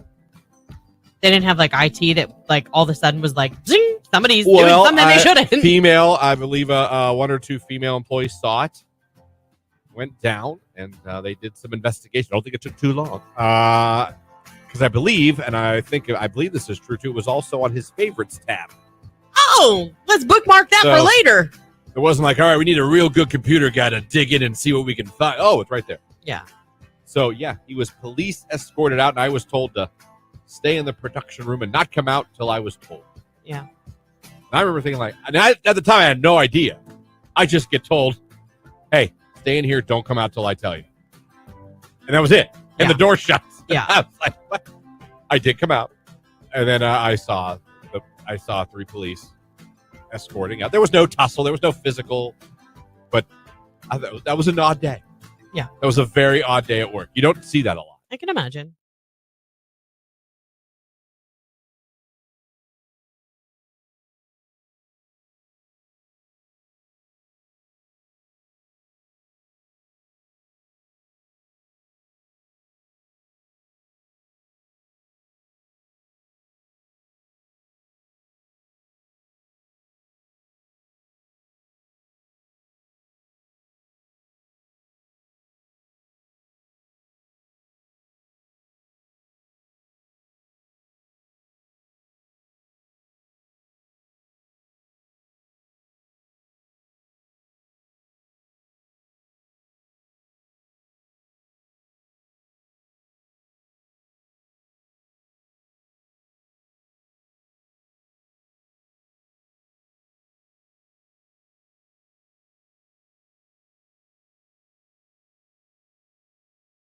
Ever.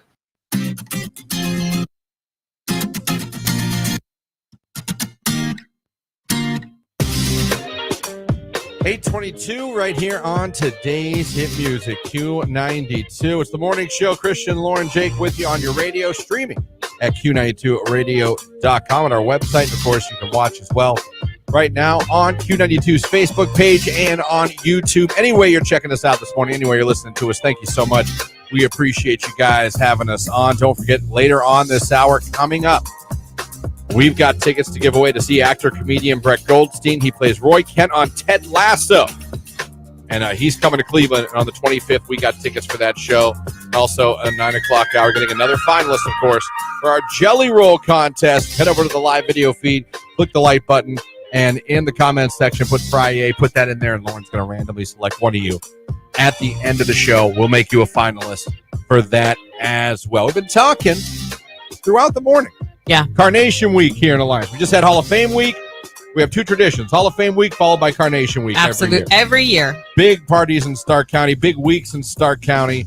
Of course, the parade is tomorrow. Yep. We're looking forward to that. We'll all be in the parade tomorrow. Yes, we will. We look forward to seeing you. We got tons of candy. Lauren said we got 15 Well, you pounds. saw me carry it in yesterday. I was like did. not having more than one trip. You're that person that makes one trip from the car I to had the home candy with the stacked groceries. up. I You're couldn't like- even see. So we look forward to seeing you there. But anyone that knows me knows I'm a history buff. Yes, that's true. And you Love especially love presidential history. Love presidential history. Love learning things about. Ever since I started working here, I came from Youngstown. Like I said, learning about Louisville's obsession with the Constitution, why they're called what they are. Correct. The Carnation City is Alliance. Yeah, we're about to find out why it's called that. Yeah. It's the Lamborn family. Had a lot to do, actually all to do, with carnations becoming not only the Carnation City, but the carnation, the Scarlet Carnation, Correct. becoming kind of the flower of Ohio. And a lot to do with presidents as well. Really, really cool. I love history. I love this kind of stuff. And we have the pleasure of being joined here in the studio today by Mike Lamborn, the great nephew or great nephew? Great nephew. Great. We got 2 greats There we in their go. nephew of Levi Lamborn. And we were talking about a little bit last hour. We're actually asking listeners who else had like lineage in their family to anything historical. you share a last name that means a lot historically to Stark County and in particular the city of Alliance. What's it like being connected to a family name that means so much to a part of Ohio, the history of Ohio? It's incredible. I mean, we came at the invitation of Mayor Andy and Sue Grove, and kind of knew we were coming for the Carnation Festival, but we had no real idea of the significance of Levi Lamborn. No, I mean, we knew he had created the flower, but the city of Alliance embraces this with such enthusiasm. It's magnificent. Yeah. So to you, it was just a family member to you at first growing up.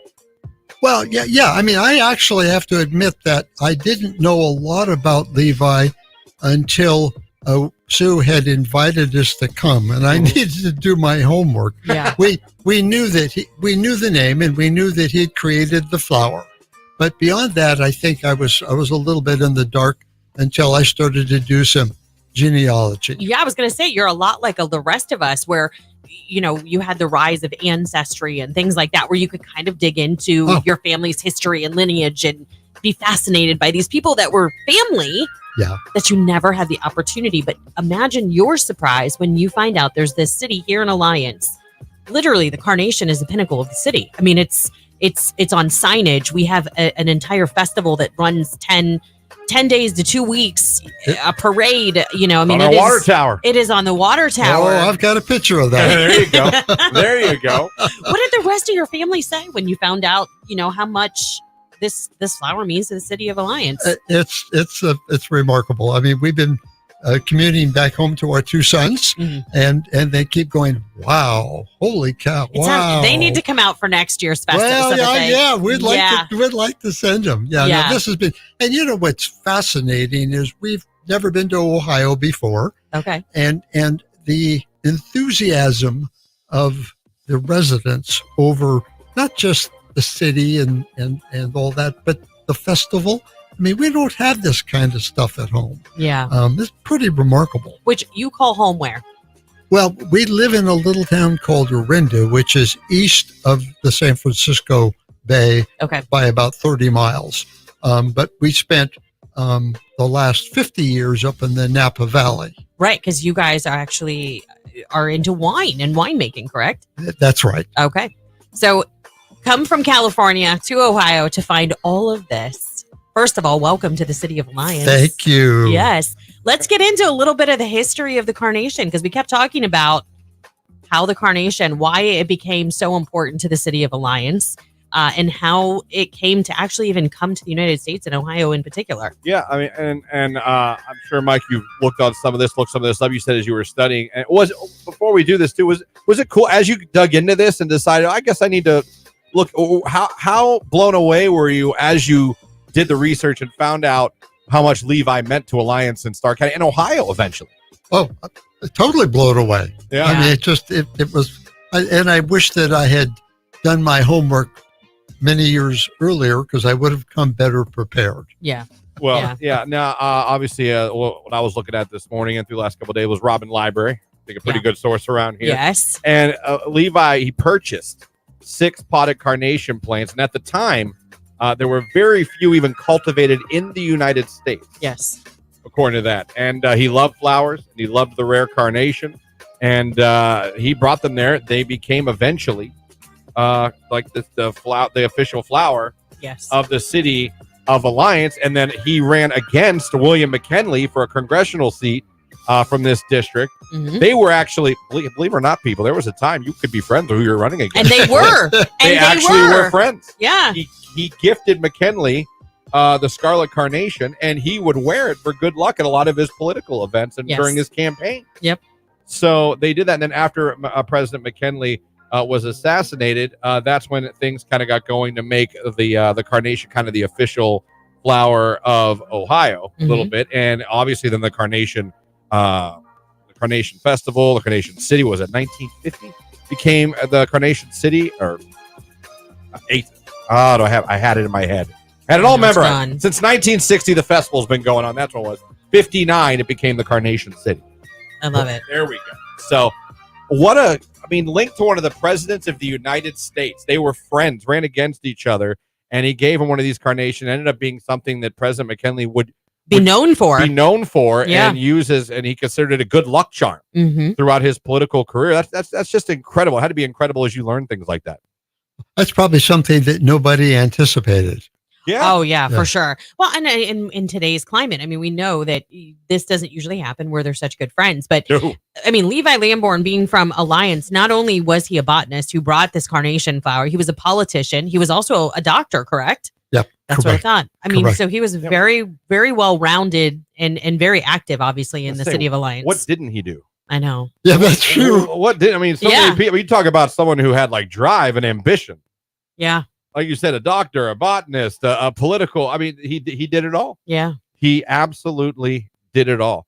So as you've gone through this week, you said you had some great experiences going through the city this week, meeting a lot of people. Oh, the hospitality has been over the top. Terry and I, my wife and I, feel very blessed to have been here.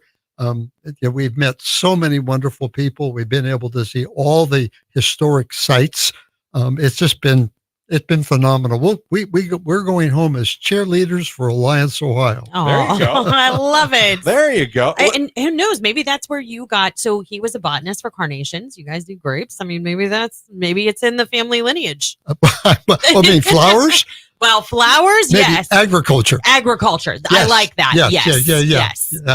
Yep. So is there anything, what's been one of your favorite things you've gotten to experience in Alliance this week? Is there one that really, I'm sure they've all been wonderful, but is there one that really stuck out to you? Oh my gosh. I don't know that any particular thing did. I mean, we went to all the historic sites and every one of them was uniquely special. And I don't know that one was better than the other. We have never been in a parade, so maybe tomorrow. There you go. Yeah, that might be taking that position you're asking about. So there you go, the first ever parade, and wait do you see this parade, Mike? It is awesome.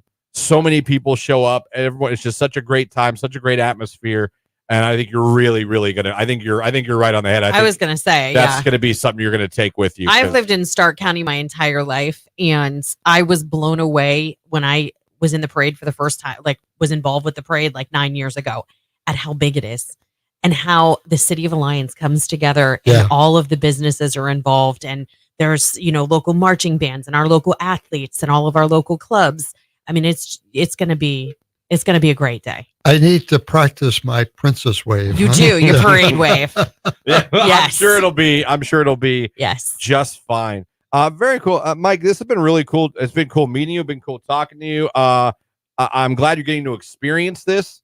I'm glad you've gotten to learn a lot about your family lineage. And I love to hear that you're being treated so well. And I wouldn't expect anything less, to be honest. The Carnation City showing up for your family in a major way. I truly hope you're enjoying your time here. And I'm telling you, you're going to love the parade tomorrow. And thanks for stopping by and talking about your family and the story and everything. Well, thank you. We appreciate the enormous hospitality that Alliance has shown us. There you go. I love that Have you so been to much. Haggie's Chocolate yet? In Alliance. Have you been to Haggie's Chocolate yet? Oh, that's it. It's just another one of the spots we didn't miss. All right, we got to take you down. We got to take you down State Street. There's some places we got to hit before you head back to California, man. Thank you so much, Mike. Thank you for coming down. Enjoy. I know you got another interview coming up right next door to our sister station, and we'll see you at the parade tomorrow. Yep. Thank you very much. I look forward to it. There you go. It's 8:34. Let's take a look at sports. It's today's hit music, Q92.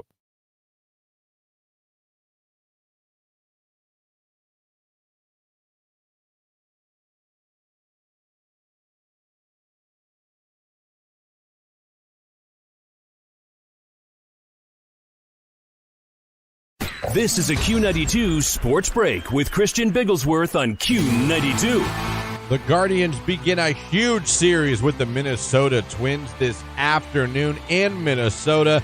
2:10 is first pitch. You can watch the game on the MLB Network. The Guardians are currently 67-47 on the season, but only 3.5 games up on the Minnesota Twins. Akron Rubber Ducks host Reading tonight at 7:05 p.m. at Canal Park. The Ducks currently 61-43 on the season. NFL preseason this Saturday. The Cleveland Browns host the Green Bay Packers. That game kicks off at 4:25 p.m. And finally, in baseball yesterday, the White Sox fired their manager, Pedro Grifol, and named former Cleveland Guardian outfielder Grady Sizemore their interim manager for the rest of the year. That's a look at sports right here on today's Hit Music, Q92.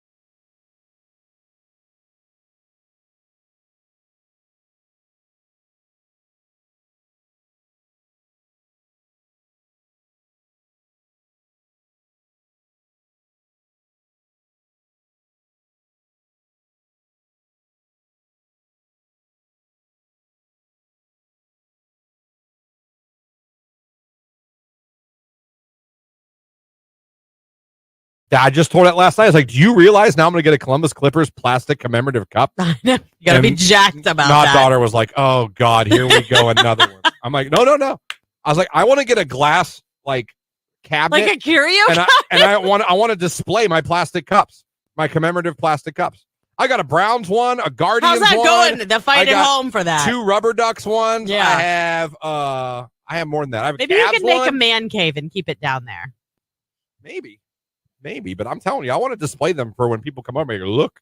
Exactly. Commemorative cup. You guys are going to be giving a home tour or something like that. Having company over, and Jamie's going to be like, and here's Christian's plastic cup collection in the curio cabinet. Conversation piece. Conversation piece. You know where I got that? It would one? be a conversation. You know where I got that Guardians cup? At a Guardians game? Exactly. Next. Browns cup? Where do you think I got that? One guess. Yeah, all right, not all at once. Shout it out if you know it. Where did I get that Cavaliers cup?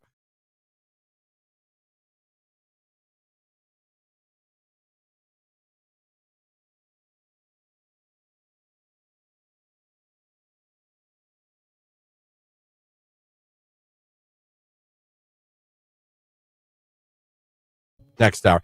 I got into a Kenny Loggins deep dive yesterday.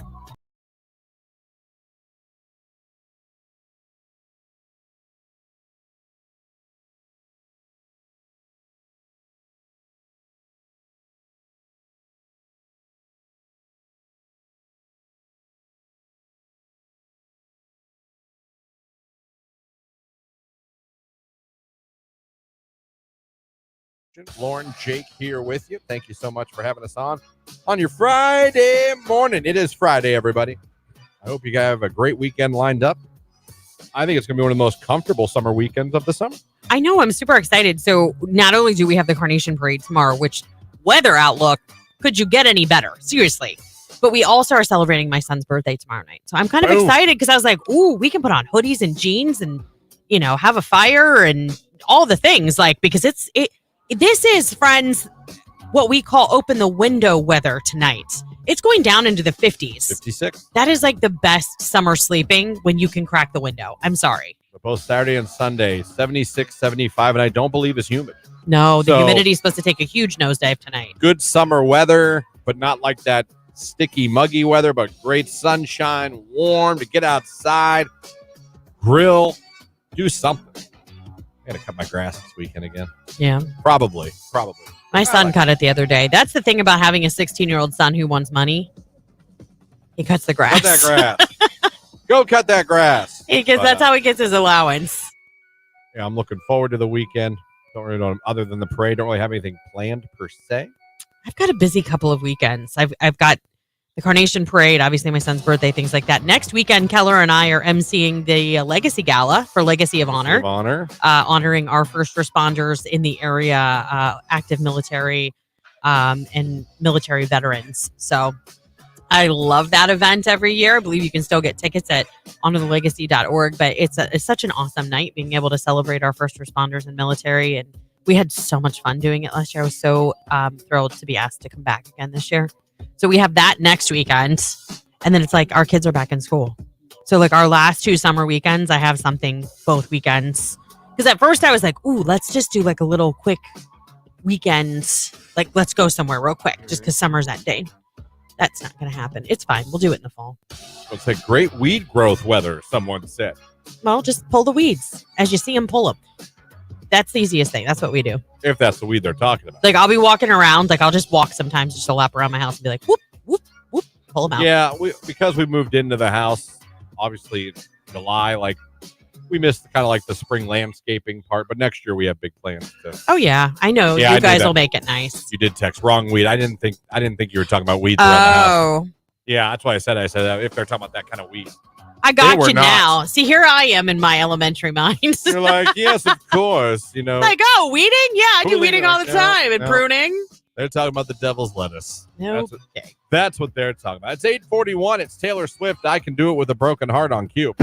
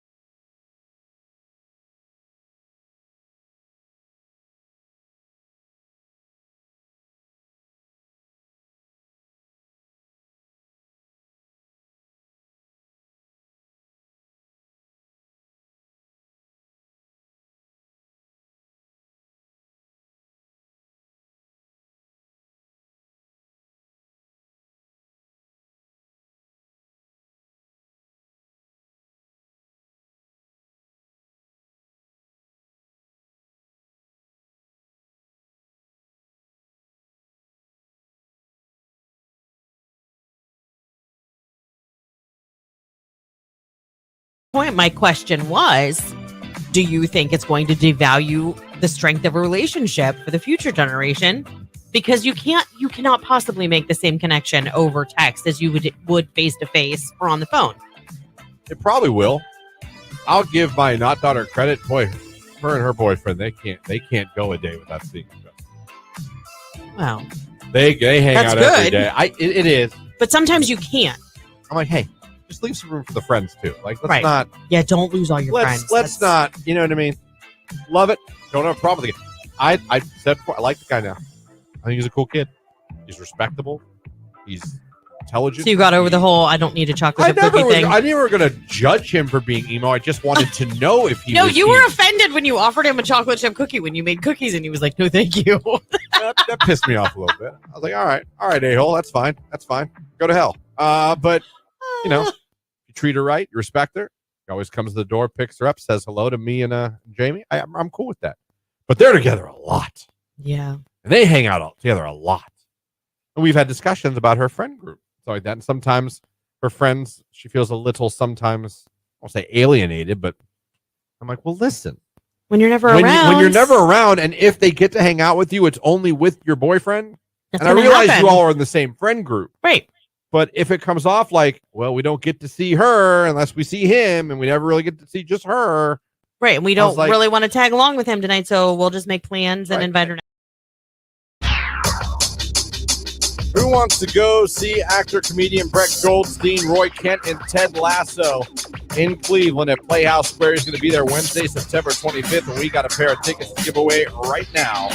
Just be caller number 10, 330-450-9292. Caller 10, the tickets are yours. Good luck. According to a survey, Yeah. 1,500 singles from Plenty of Fish. Great website. It was your favorite. That and Christian Still Mingle, around. right? Zeus was my all-time favorite. Oh, okay. Plenty of Fish. I always thought that was like the Dollar Tree version of dating apps. I don't care. People are like, well, I found my love on Plenty of Fish. I'm They like, used to have a meetup at the 356 Fighter Group. Is that a bar? You don't remember the Fighter I wasn't Group? raised here. Remember? I know that, but it was raised in real. Canton. But you worked here when it was still open. What did I? Yeah. It was right out by the airport, and it was like a restaurant, but it was huge, and they used to have like live music out back and dance parties, and they had like a room that had a pool table in it. Like And Plenty of Fish people would meet up there? Yeah. Gosh darn. That's crazy. Well, according to Plenty of Fish, they talked to 1,500 singles on there. A third of singles have ended a friendship because one of their friends started dating their ex. Totally believe it. And you know what this is prominent right now? Young kids. We talked about that, didn't we? This is weird to me. Yeah, you guys had an experience with it. I Didn't don't you? know if it's a generational thing. I don't understand it because when I grew up, that was a no-no. Yeah, that's Like, bro code, that man. was a no-no. You never tried to date one of your boys' exes. And I feel like now that's all that happens. Like I've learned a lot from Not Daughter and her high school ways and her high school friends. And my nephews now in high school doing their high school things and their high school ways. They just all date each other. They just pass each other around. Which is gross. And no one gets mad at anybody. There's no fighting. Like, it is weird to me. I would never have, even go back to high school, my 20s, have gone after a girl that one of my good friends dated. It's a no-no. Yeah. You know how much of a no-no it was for my crew growing up? That's right, I said my crew. I had a friend now. Your crew? My crew. Chris's crew? Yeah. Well, it's never Chris. Came to me. His now wife, might I add. Okay. I went to college with him. Mm-hmm. We were good friends in college. We would hang out with everybody from our group, and we were all telecommunications people. We'd hang out. Bro code meant so much back then. Now, keep in mind, me and this girl never dated. We were just friends. We were friends, same friend group. My buddy liked her, came to me and asked me if it'd be okay to ask her out. And she was just my friend. That's how much bro code meant back in the day. Yeah, wow. Now, 30 years later. it's like you break up today? Okay, I'll ask her out tomorrow. I'll wait. Right. I'll wait till tomorrow. I'll give her tonight. I want you to heal. Right. Yeah. I don't want you to, I understand. No, I do believe it. I think It's that weird. happens more and more. It is weird because listen, that boy was just kissing your friends the other night. Like, it's weird. It's real weird. Well, how many times when we talk about these topics, someone come in and call in or text in and be like, yeah, my girlfriend cheated on me with my best friend. Yeah, that happens. My girlfriend slept with my boyfriend. Like, how do you?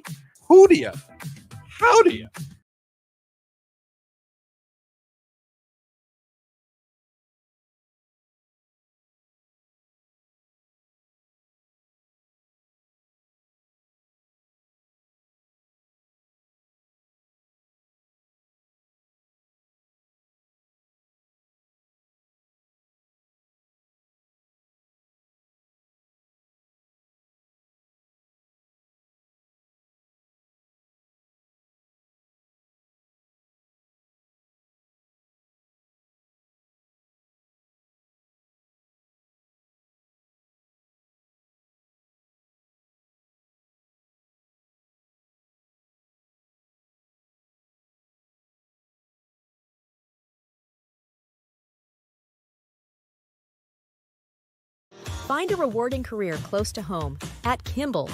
You'll find outstanding benefits, a supportive team, and opportunities for career growth.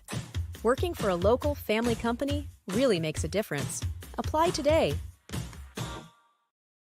Q92. 82 degrees for your Friday high with an isolated shower and a little sunshine mixing with clouds. Overnight tonight, our low 56, a comfortable night with clear and starry skies. I am Mark J. Weather from News 5.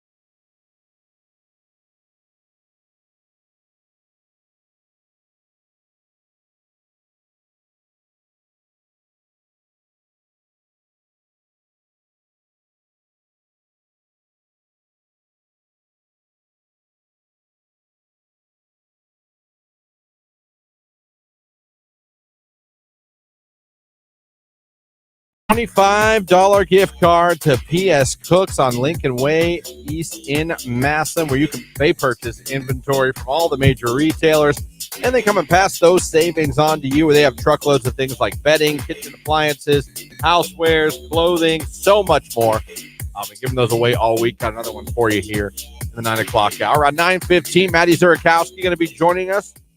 We'll get some afterthoughts with her from the Concert for Legends Hall of Fame week, what it was like for the Village. Ran into her at the Hall of Fame game last Thursday. Great to see her. First time I saw her in person. Oh, really? Last week. Yeah, we talked about it because you weren't here. But yeah, we talked about it. I didn't know that you'd never met her in person. No, I've never been anywhere. She's a great girl. She looks exactly the same in person as she does on the live stream. She was hustling, we were on the field doing the same thing, getting pictures for our socials, media. Yeah. So it was good to see her. But we'll see what you thought about the rest of the weekend here and what's coming up with the Village. They're always busy, always got things going on. So we got that coming up for you as well in the 9 o'clock hour. So we got a few minutes left here. Can I want to just state something that just happened to me, and it's weird. Yeah. You're probably going to look at me funny. Yeah. Probably going to wonder, why would you share that? Okay.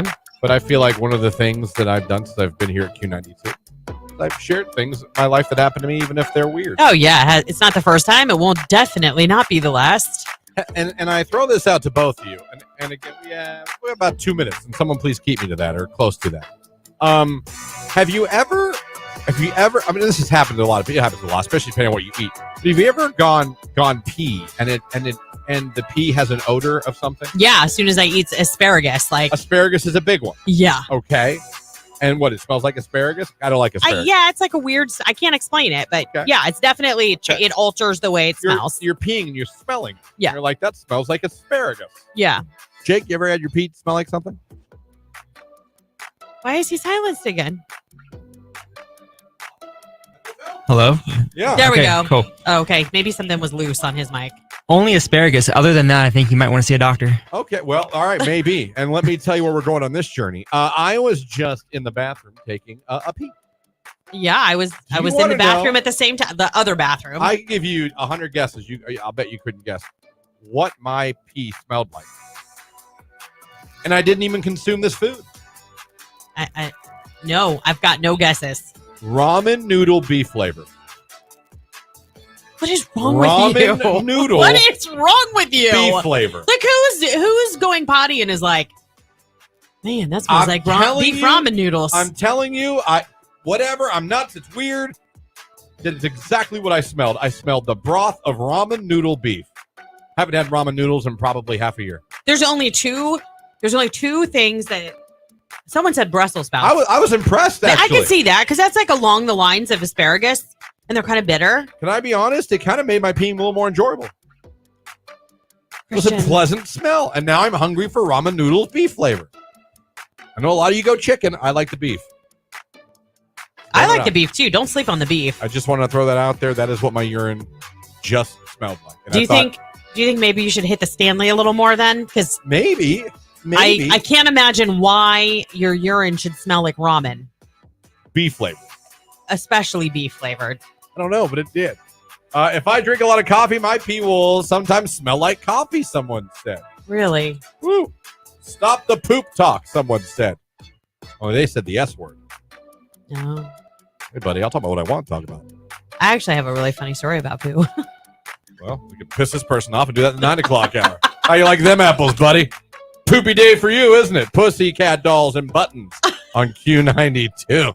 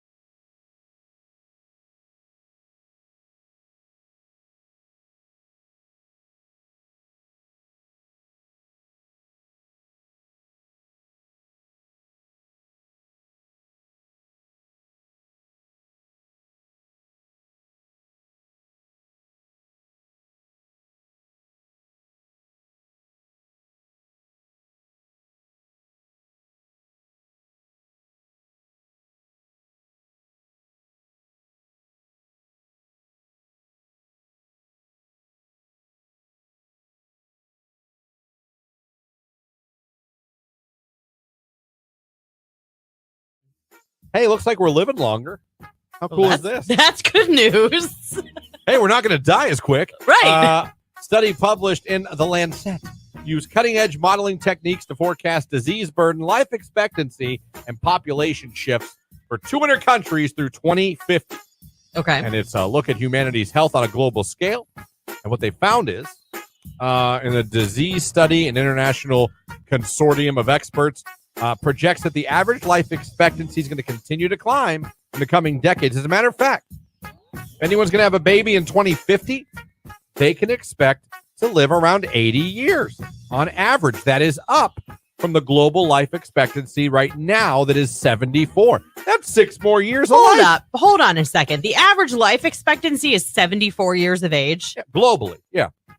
Okay, globally. Yeah. So we're talking about other countries where there's lack of medical care and If you want to get into, you want to get in the weeds, yeah. Well, no, I mean, those are pretty tall weeds you need to consider when you're considering 74 as the global life expectancy.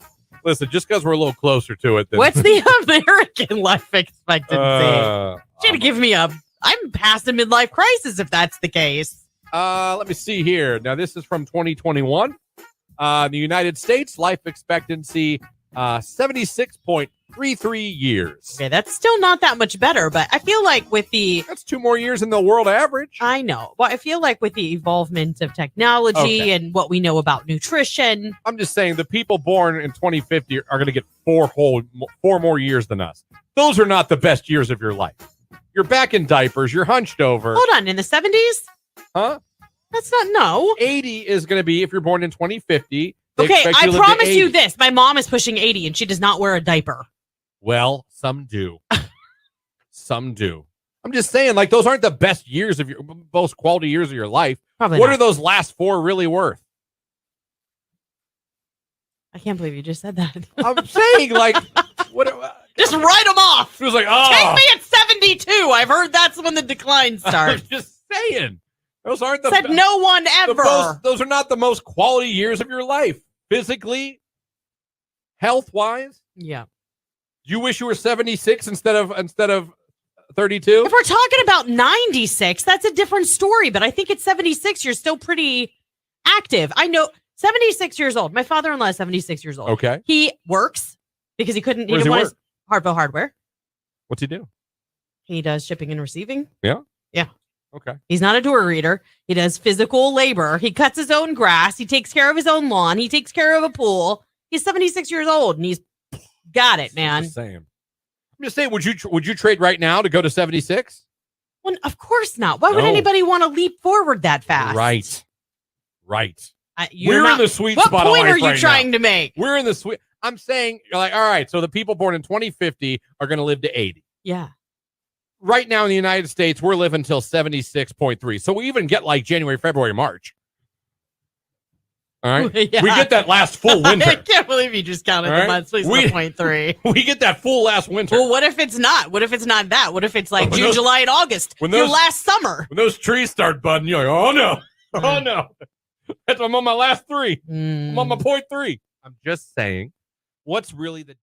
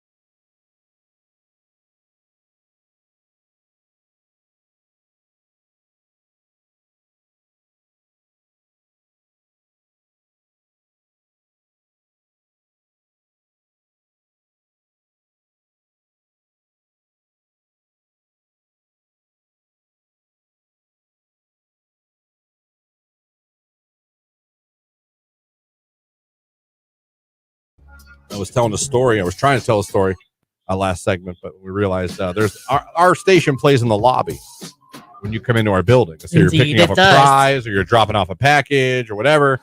It plays in our lobby. And then it came to our attention at the 11th hour of the story that that there was a young girl Yes. walking around our lobby, which was a little weird, but We figured it out. She's we totally found out. fine. Yeah, there's an interview going on at our sister station right now. Yep, she's here with that She must guest. be there with that guest. So what we did was we turned off the audio of the station in the lobby, Yeah, Jake knew how to turn down that Yeah. speaker, so he went and So- shut it off. so that only you in the radio land, or streaming at Q92radio.com, or if you're watching on Facebook, YouTube, and X, all of you. And if you have young children in the car, now's your chance. Again, there's nothing. Yeah, there's nothing. I'm not going to say anything. We did what we could over here. But anyway, well, if you're just joining us, and I'm very sorry because I thought this story would be over by now, but circumstances, Yes. life, Being responsible. yeah, being responsible. We're going to talk about things when you're getting older, you notice some things you don't notice. I was talking about how Jamie likes the little bit of the I don't know, Scruff. the scruff, but doesn't mind the gray. I do. I don't know why you hate it so much. I like having Tony's salt and pepper. We were having a conversation about it, and then she said something to me that I didn't know, and that it stuck with me. Mm-hmm. It stuck with me. And again, trying to be as politically correct as I can here, or just not gross. And she says to me, and she looks at me, with love in her eyes and love in her heart. She goes, "Well, you got grays on your balls." Ew. And BB Rexa, I'm good right here on today's hit music Q92. You hear that music? You know we're in the 9 o'clock hour. Good morning, everybody. 9:06 to be exact.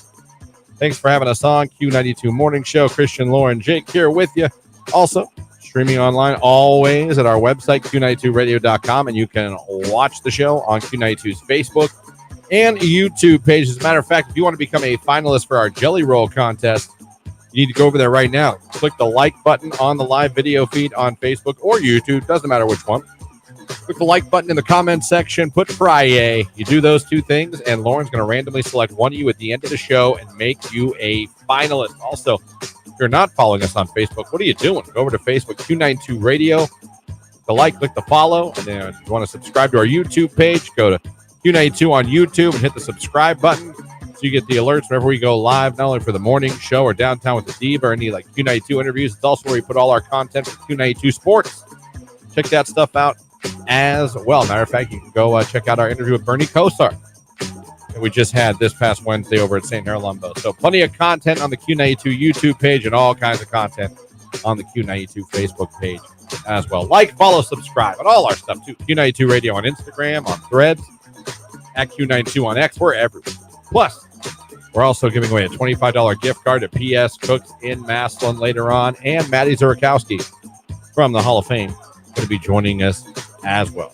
So much going on. Another reminder, we will be in the Carnation Parade tomorrow. 2 parades in 2 weeks for Q92. We're in high demand for parades. I know, right? Everyone's like, be in our parade. We're like, all yeah, right. righty. We're down. We'll show up. We love it. Tomorrow, look for us. We will Especially Christian. He have... really I loves relish being in public. I really relish it.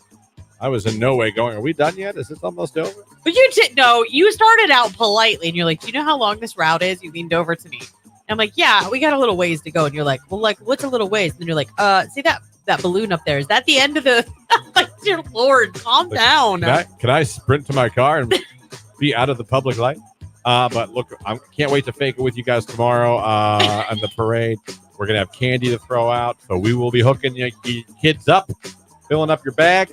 Yep. Whether you're on state or union, we got you. That's right. And the grand parade steps off tomorrow at 11 o'clock, goes from State Street down Union. Right down Union. So you can find somewhere to park in one of the, like the back lots or any of the city side streets, things like that. Walk up, bring your chair. It's a great parade. I believe there's over 130 units in the parade. We're pretty much smack dab in the middle. Closer. Yeah, ish. I think we're like 50 something. Yeah. 57, I want to say, something like that. Get to that halfway point. Start looking for us. Is that right, Jake? Yeah, 57. 57. So there's 111. There's a lot. It's a long parade. It's a good. Yeah. It's a healthy parade. There's a lot. And then tomorrow night, fireworks in the City of Alliance at 9:30. So that's at Silver Park. Yeah. So it's a big Saturday. It's a fun Saturday for a lot of families in the Alliance community and beyond. Those in the backyard of my house. I bet, yeah. Me and Furious would go outside with a Pilsner. We'd watch the fireworks from my backyard. I even let friends I know park in my yard. Oh, look how very nice of you. Yeah. So civic. Yeah. Yeah. I didn't charge. Well, you should have. I should have. Looking back, could have made some bones, but I didn't. Or got some beers. Like you could have been like, bring me some beer and you can park in my yard. I'm I staying should have home. done like what the Hall of Fame does. Like those people just $10, park here, walk to the park. Hey, you know what? Don't knock on that because I thank God for those people. I have parked in yards more times than I have parked in a parking lot when I go to the Hall of Fame. There's a reason they do that. Yeah, well, it's smart. They make money. Yeah. $20? Yeah, I'll pay it. Yeah. Yeah, I'll way pay closer to walk through somebody's backyard and be at the stadium. Sure is. It's Jelly Roll. I am not okay because of ramen. It's Q92.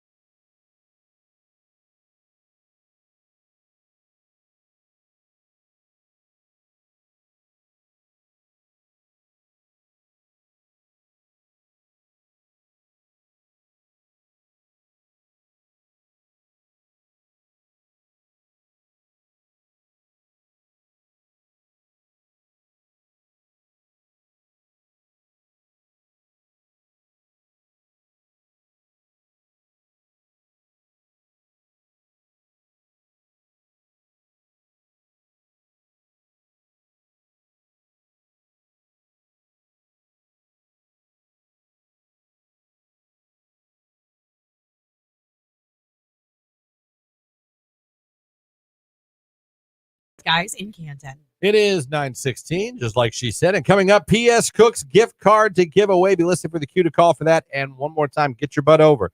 Q92's live video feed on Facebook and YouTube. Doesn't matter which one you go to.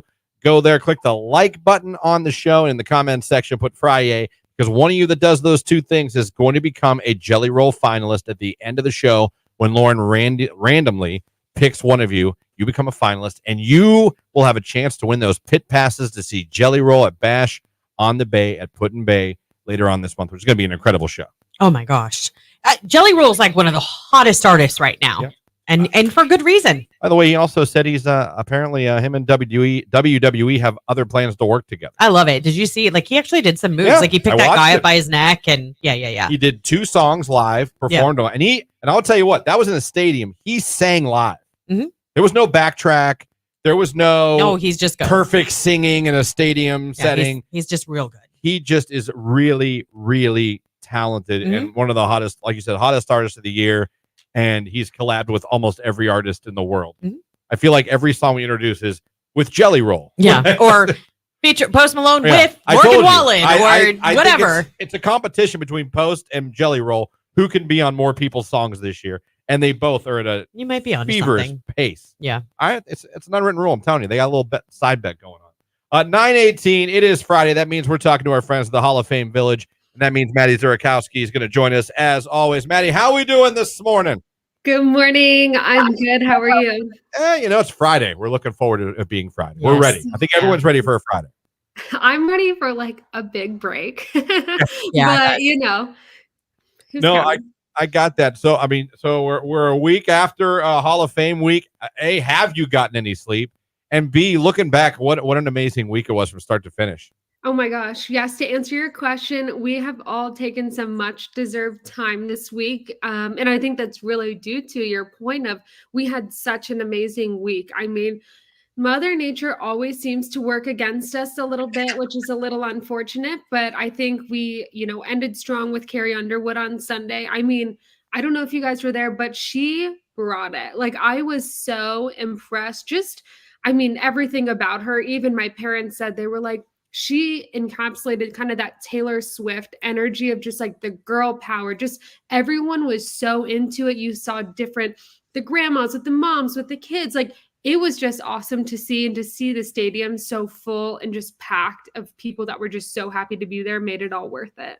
Yeah, that generational enthusiasm. Mhm. Being able to go with anybody in your family and they really could enjoy the show. So we're so glad that Carrie Underwood went so well for you guys. We had great feedback. We had several winners that went to the show, said they had an amazing time. And, it's so cool because this is Canton. We are bringing big name artists to Canton, Ohio to celebrate the game of football and beyond. I mean, we've also had all of these comedians come to the area, and I know you guys have another act that's coming up over on the campus of the Hall of Fame Village. Maddie, you want to tell everybody a little bit about that? So on October 11th, we're bringing Shabuzi and Charlie on a Friday here to the Center for Performance. So definitely a new concept for us, having kind of an event in the Center for Performance, but we're calling it Barrels and Bottles. So there's actually going to be a really cool tasting opportunity of different bourbons, different whiskeys, wines, craft beers. And then, of course, you get special performances by Shabuzi and Charlie on a Friday. So it's going to be a really great night. I know tickets have already been selling very well. So we're excited to kind of, get people in the fall vibe almost. I mean, I'm kind of salty when I go to the grocery store and I already see like peppermint. And I'm like, whoa, we need to slow down. But I know people plan far in advance. So if you're interested in seeing Shabuzi and Charlie on a Friday, tickets are on sale now at HOFvillage.com. It's funny. I feel like the last, I don't know if it's as you get older, but boy, the popularity of bourbon. Oh, well, for The good reason, popularity though. with bourbon. I love bourbon. At some point, you're becoming an adult and you're like in pure adult. It's mode, funny you say that. And there's no going back when you start collecting bourbon. Listen, well, we don't collect it. I know Keller does. We don't collect it. We drink it. Yeah. There's a difference. We have a ton at our house. But it's like I said to my husband a couple of years ago, I said, is this how I know I'm getting older? It I'm is. sipping bourbon on Yes. ice with you. It is. When you start sitting around with your friends and you start talking about different types of bourbon, you're done. You're done. I know. You're I should have. The first was crow's feet, and now it's bourbon talk. Bourbon. Yeah. But no, Rite of passage. people love their bourbon, they love their whiskey, and they love trying different kinds. They even love learning about different kinds. So, I mean, an event like this, I think, is going to be really cool for that type of crowd that wants to come out. Sometimes all you got to say is bourbon, and people just start showing up. So true. No, we're super excited. And I mean, it's truly kind of the kickoff of football right now. I know even Ryan and I had talked a lot about that. I mean, the past few weeks have just been jam packed, whether it's NFL flag, Women's Football Alliance, of course, enshrinement. We're going to have the Bowling Green State University practice here in a few weeks. So we're just like in full swing into football. So hopefully by fall time, people are ready to kind of cozy up, get warm, enjoy their bourbon, their whiskey, and come hang out with us again for barrels and bottles. Well, and it's also like other than the Texans and the Bears, this is the first weekend that all the rest of us are getting a first look at our teams hitting the field, where it's going to start. And you know what, Maddie, this weekend it's going to kind of feel like a little fallish. It's supposed the humidity is supposed to drop. The high tomorrow is 73. Crazy. I'm ready to get rid of this humidity. Yeah. Well, so we know of the big events that are going on, but there's a lot of other events that happen on a regular basis over at the Hall of Fame Village, like our cruise in that we do with you every week and the Minerva Motor Club. I feel like weather hasn't been on our side for that either. I couldn't agree more. I feel like as soon as we announce an event outside, we're always like crossing everything we can. We're like, it's going to be great. And I feel like it was at the beginning of summer. We lucked out so much. We had such great attendance. And it's so amazing to see those people that come out week after week. We so appreciate them. But yes, hopefully moving forward, a little less rain, more sunshine. We only have a few more weeks here of our weekly cruise-ins with Q92 and the Minerva Motor Club. So if you're interested, it's open to all makes and models. It's every Tuesday at the Hall of Fame Village campus, which is crazy. I feel like every time I talk to Ryan, I'm like, how have we been doing this for like 3 months now? How is the fact we said, oh, it's going to be May to September? I'm like, it's almost September. Like, it is crazy to even just wrap my mind around that. But they've been amazing, and you guys have been amazing. So we can't thank you guys enough. It's been amazing if you just think about this year, what the Village has done way back from early spring with the carnival to, you know what I mean? It's to been Burt go Kreischer coming here, yeah, to Hall of Fame week and all the festivities. I mean, you guys are working so hard to make the Village a place for people to go for awesome events all year round, from spring to summer to fall to winter. And I'm sure you guys are in no way done bringing big time comedians, big time artists, or just fun events, seasonal events into the Village, because it's a really cool place to hang out and have these events, and now to have this like bourbon one coming up. And I like how you guys are trying to figure out things for each season, not just for the summer months. Like how can we give Canton and Stark County things to do throughout the entire year? Because people are always looking for things to do. Oh, you're so right. Especially in the winter and fall months. I mean, I know football is huge around here, but we've been even actually meeting about Winter Blitz and having that come back. And it's just so exciting. It's crazy to kind of wrap your head around that, you have to start, thinking and planning these things so early, but it's so worth it to be able to kind of give back to the community and just have these cool experiences that to your point, you don't have to drive up to Cleveland for. You can be right here in Canton, 10-minute drive from home. And it's just great for us to be able to show the community not only what we're made of, but give them an amazing experience as well that makes them want to come back time and time again. Yeah. So I'm also intrigued. I got to ask about one more event that's coming up over on the campus. So my fantasy football draft is scheduled August 27th. Is yours scheduled? Not yet. No, but we start. You probably should. We're having the talk now. Yeah, you should be getting to that. But there's an expo coming to the Hall of Fame Village.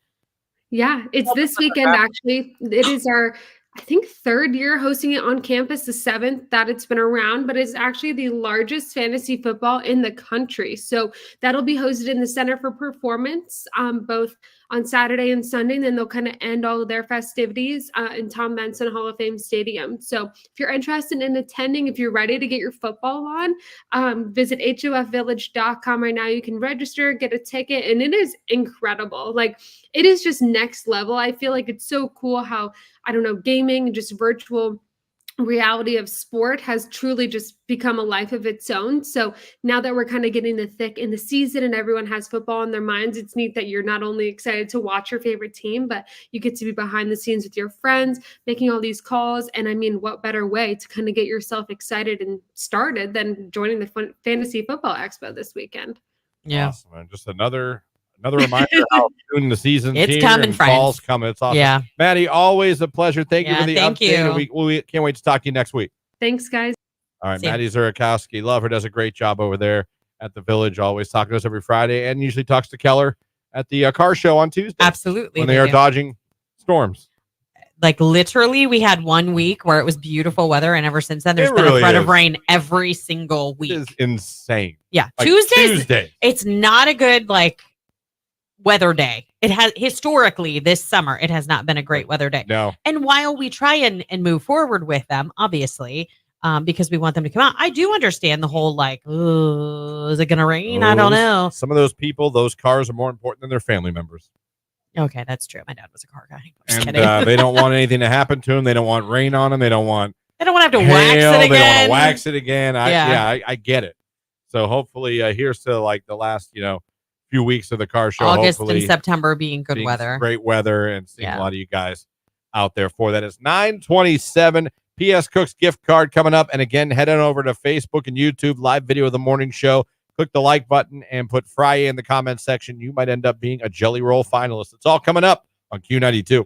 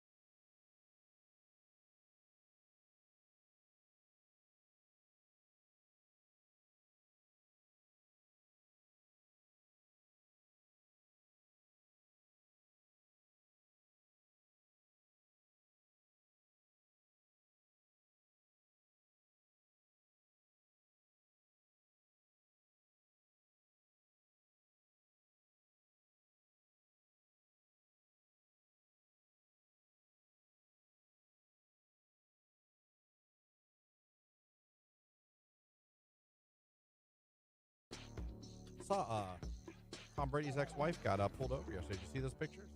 No, I didn't. She got a little. It looked like she was crying. What'd she get pulled over for? I Speeding? just think a normal speeding down, anything crazy. And she lost her mind? I mean, I I don't probably know, would. but I'm going to be fair and say I'd probably cry too. So, I don't have you. You've never crowded a traffic stop, have you? I've never had a traffic stop in your life. Wow, that's impressive. I went through a little phase in my 20s where I was caught speeding on 680 for all the Youngstown listeners. There's a spot on 680 where it goes from 65 to 50. Yeah. And the cops there, the Youngstown cops, almost more than the Stadies, they love that area. They sit there and patiently wait for anyone to go under 65. Yeah. I've been busted more than once when it goes from 65. Well, it's probably a problem area. That's probably why they camp. Yeah. Yeah, I went through quite a few. I always went with the pure politeness, sir, hoping that would always help. It never did. I got a nice compliment from a cop once, although he still gave me the ticket. He said that was just a couple years ago, wasn't it? I think I remember this. No, this was in Youngstown days. Oh. I've been pulled over here a bunch of times. Yeah. Speeding over here, as a matter of fact, too. But speeding's been my number one. Really? Because you drive really slow compared to me. Yeah, well, Jake. Jamie's the same way. Jamie flies, digs in and out of traffic. I'm like, we're all gonna die. But yeah, I've been caught speeding. I think it's where I speed, not when. Yeah. I pick the wrong places. Yeah. So, but I tried the whole polite thing, and it never got me out of a ticket. I never got out of one. I got a warning from a wildlife guy a while back. Actually, I take that back. I was pulled over once, but I was 17. And it was only because I went a little bit left of center, later in the evening in Belden Village. And honestly, it was not a big deal. I mean, it was that I went left of center. I was dumb. I didn't go that far left of center, but in that area, I think they were worried that maybe I was a drunk driver. Fair enough. But I was taking a friend home, and my purse fell off my seat. So I reached down to grab it, and when I reached down, that's when I went left of center. So they pulled me over, and then he's like, "Where are you coming from?" I was like, "Dropping a friend off." I was terrified. And he's like, "Oh, what have you been doing tonight?" I'm like, "Watching Armageddon," because that's what we were doing. Fair enough. And he's like, "Okay." He's like, "Have you had anything to drink?" And I'm like, I think I was Fanta. I was so naive. He's like, "Okay." And I think he could tell I was terrified. And he's Squirt. I was drinking Squirt. He's like, "You keep blinking." And I'm like, "Well, to be fair, you have a flashlight in my face, and I fell asleep with my contacts in towards the end of the movie." I was brutally honest with him. And he was like, "Okay." He's like, "What made you go left of center?" I'm like, "My purse fell off the seat. I was just picking it up, and I took my eyes off the road. I'm so sorry." And he let me go. He was like, "It's okay." He's like, "It's fine." He's like, "In this area, there's a lot of bars. It's after 11:30. I'm like, "Okay, my curfew's midnight, and I'm about to get in trouble for that because I gotta go."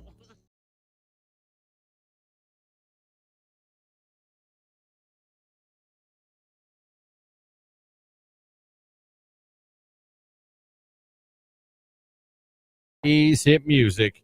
It is Q92.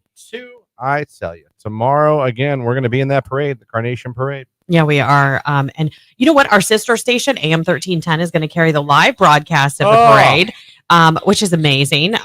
We'll have Mark, who is a part of our team here, Mark O'Brien, and John Bozica will actually be commentating the parade from Roholt Vision Institute. And you know what? Every year, it's we have all these awesome sponsors in Alliance that step up to help sponsor the broadcast and make it possible, because there are hard costs that are incurred with being able to do all the production and put it on air and all that. So just a quick second to thank Roholt Vision Institute, Grinders Above and Beyond, Uptown Auto, E4 Undercoating, Groves Appliance, TV, Furniture, and Mattress, a great family out here in Alliance. Copeland Oaks, we love, obviously.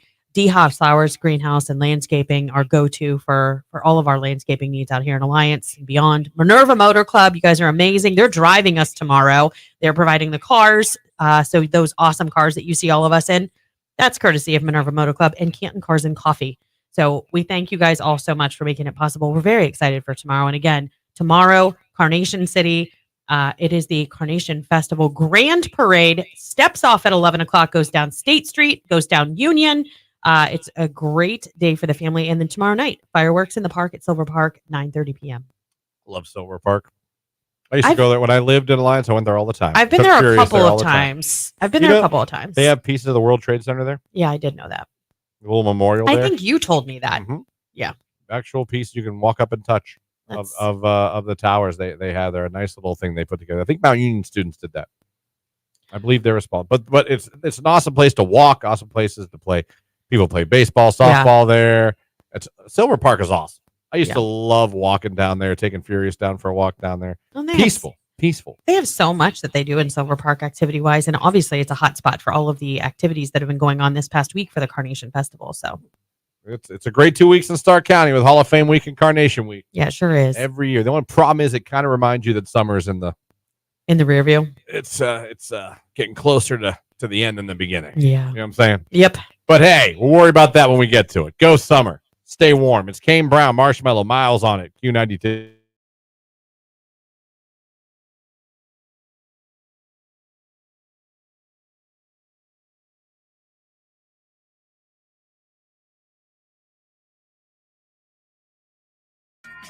Here's random. If anyone has space for a bunny in their house, the Stark County Humane Society has so many. Yeah, they do. I adopted one over the weekend. She's so sweet. Bunnies are adopted out on donation basis. No fee.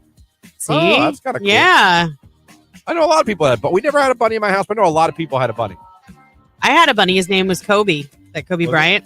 Named him after Kobe? Mm-hmm. Kobe! And then I got tired of taking care of him. I know that's terrible.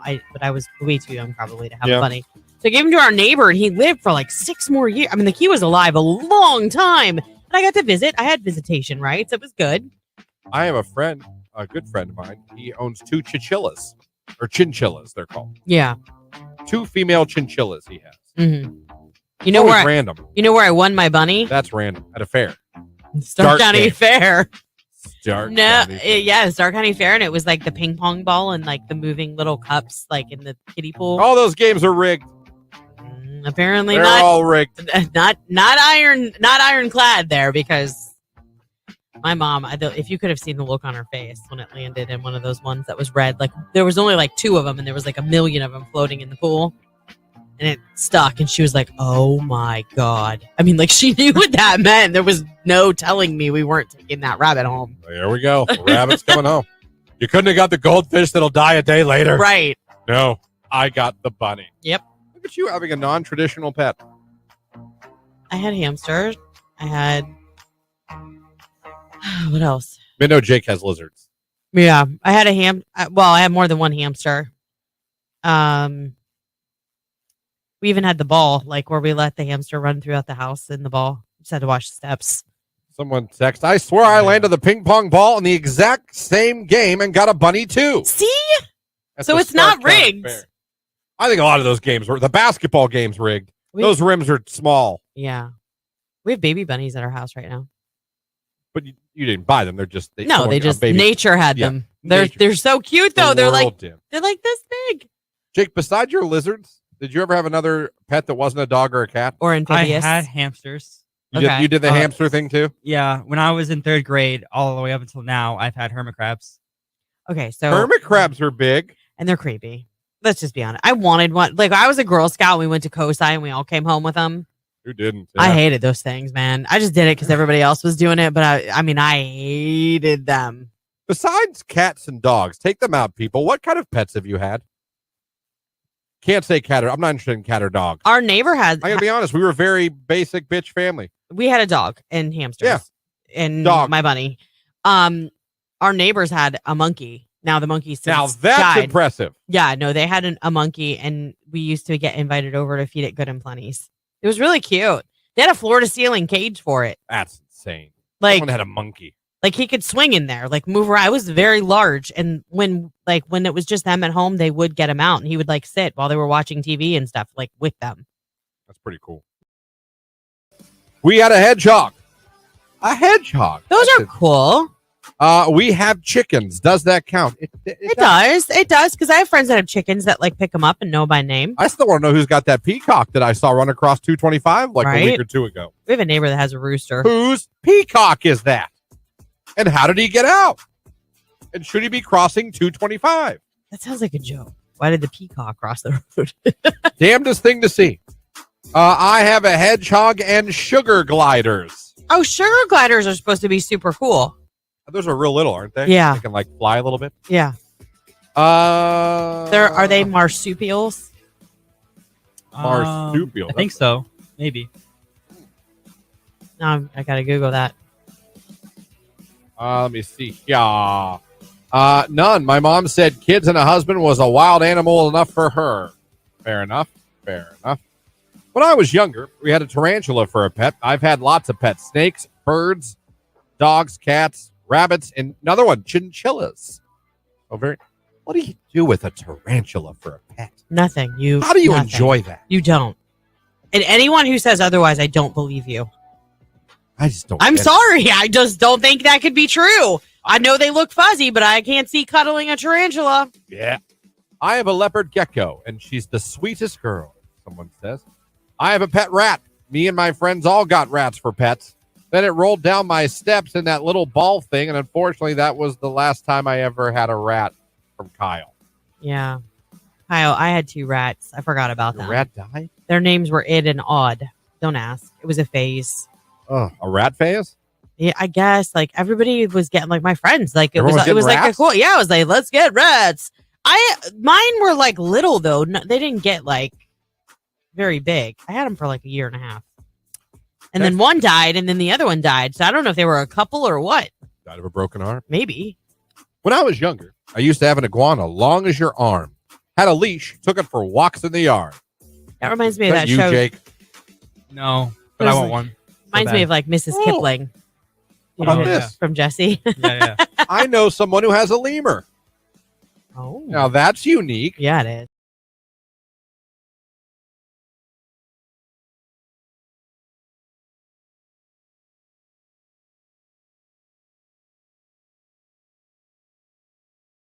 $92. $25 gift card to PS Cooks in Maslin. We got one right now, and we're giving it away right now. Just give us a call and be caller number 10 at 330-450-9292. Caller 10 PS Cooks gift card is yours. It's Rema, Selena Gomez. Calm down on Q92.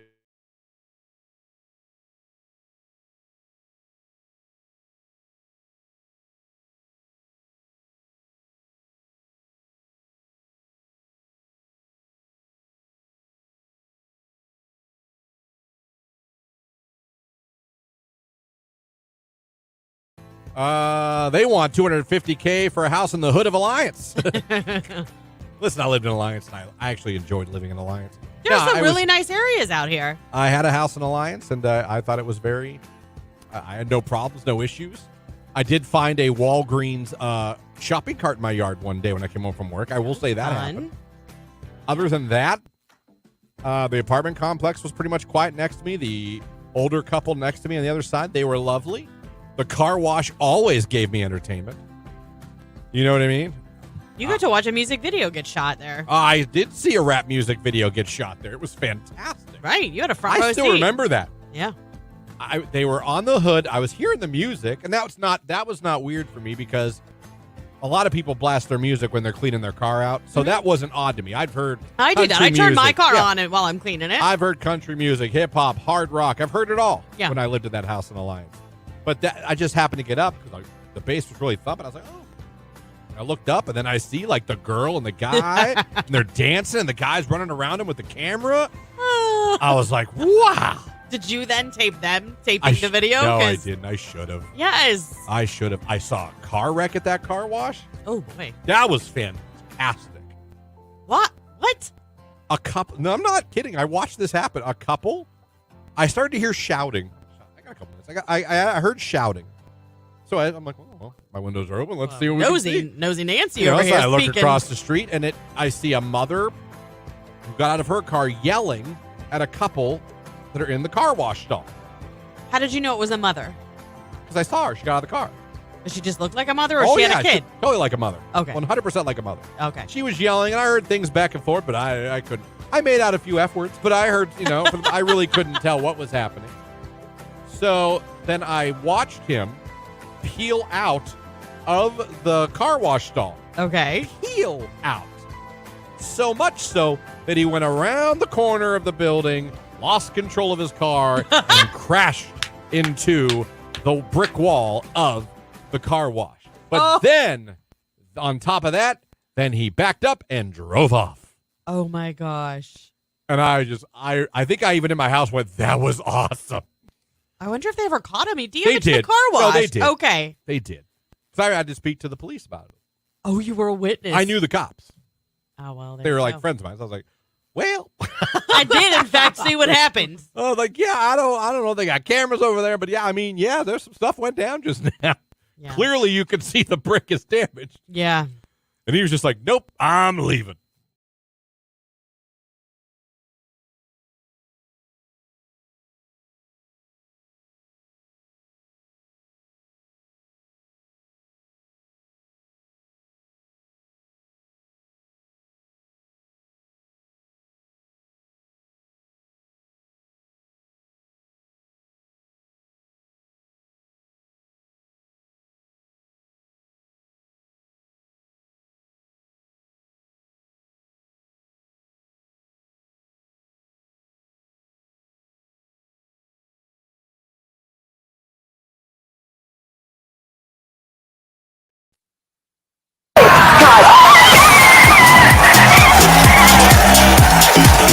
Q92, hello, who is this? Ryan. Ryan, where are you calling from? Salem. All right, Ryan, congratulations. You're caller number 10. You're the winner. Sweet, thanks. You're very welcome, Ryan. You scored yourself $25 to PS Cooks, where you can go and shop all of the major retailers' inventory at a fraction of the cost. PS Cooks amazing. You can find everything from housewares to food items to even weights. I mean, backyard furniture.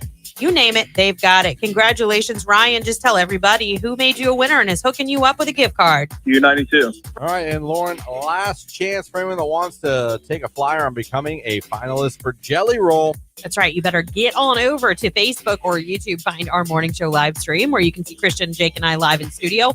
Give it a like. Put Friday in the comments. We are just minutes away from pulling our very next finalist for these 2 pit tickets to see Jelly Roll at Bash on the Bay at Put in Bay Airport Wednesday, August 21st. It's all coming up next on Q92.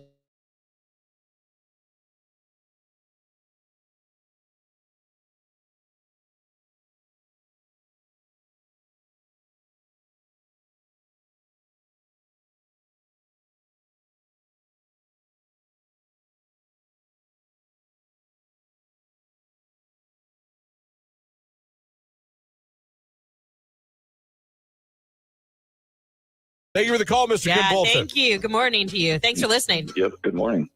Yeah, I would be like, nope, not doing it. Someone, I need some more context on this. I did indoor skydiving at Virginia Beach. I Fly. Yeah. Is the name of it. How the hell do you do indoor sky? That's not skydiving. That's just jumping. No, they you are literally levitating in air. There's like an undercurrent or something like that keeps you elevated into the air. Oh, are they like those fake wave machines for surfing, where you surf, but kind of. Yeah, kind of. I would do that because I know I'm not really falling from the sky. Right. That's just a bunch of air blowing me up. All right, I could try that. There you go. I could try that.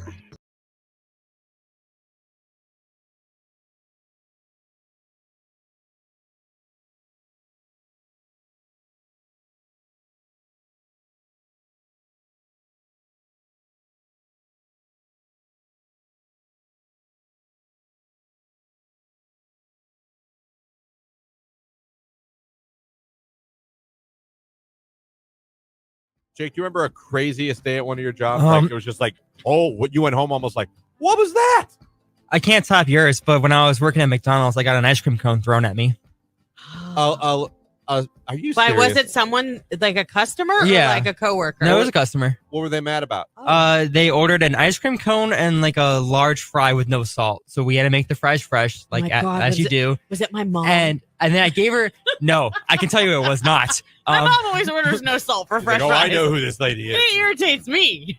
Yeah, so I gave her the ice cream cone and I was like, go to the next window and we'll give you your fresh fries. But she ordered them together because she wanted to eat them together. But by the time we gave her fries, her ice cream cone was melting and she was mad about that. And I was like, well, that's not my fault. Eat your ice cream cone. Wait.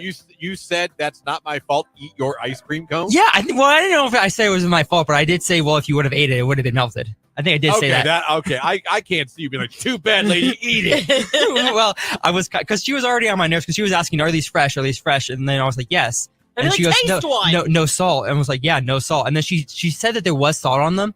even though there But wasn't. here's the thing about McDonald's. You guys salt it in like that big area. So even if you don't salt the fresh batch, tell me there's not salt still on the bottom. I mean, yeah, exactly. You're going to get some. Exactly. So did she hit you with it? Yeah. So she gave me attitude, and then I In told the her. face? No, she missed. Well, Okay. because it was during COVID, and we had like a little plexiglass protector over Okay, so over that the window. protected your face. Yeah, and then she got mad, and then I told her that I would give her a new fry, and then like she walked up to my window. I forgot she wasn't even in the car because her husband was driving, and so she got out of the car and walked up to the window, and so she was standing next to the window, and then the window closed, and she like took her hand like shoved it open, and I was like, no, enough. So I gave her money back, and I said, get out. I said, leave, and then she took her money, and then she yeeted the cone, and it hit me. Did you say yeeted it? Yeah, she yeeted. She yeeted the cone. That is fantastic. Yes! Yes! Yes! Yes! Yes! Yeeted the Listen, cone. I understand about service and frustration and all that kind of stuff, but when did we as a society decide that it was acceptable to assault people with ice cream cones over, to me, something that's so trivial? Because most of the time, if you have like a delay in your food or you have an issue with it or it's cold, like they'll make it right. You just go in and be nice about it. Yeah, a lot of times they will. That's pretty good. Yeah, that was a good one, Jake. Ice cream. I would thrown have at you. loved to have like stood there and watched that go down. I mean, So- I'm glad she didn't like get you in the face or, you know, something Yeah. highly embarrassing, but you good. handled it right.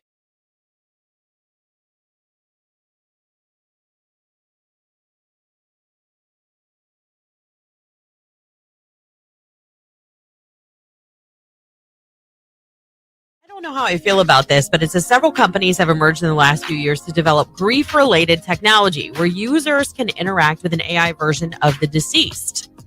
Among them is Eternos, which uses an in-house model as well as external large language models developed by major tech companies like Meta and OpenAI, which are the two most popular, I would say. Eternos records users speaking 300 phrases, then compresses that information through a 2-day computing process, capturing the person's voice that loved ones can access.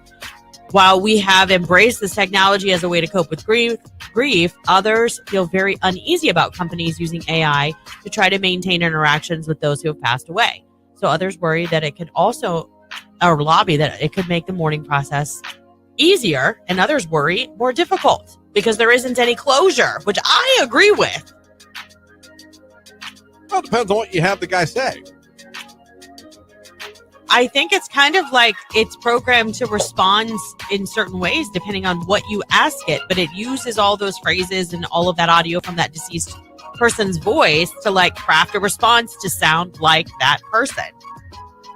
Listen, okay, we've all lost somebody close to us. Me and you both have lost our fathers. What I wouldn't give now, 20 some years later, to talk to them and be like, you have grandchildren, like they're awesome, you know, just to have a conversation with them. I would give anything.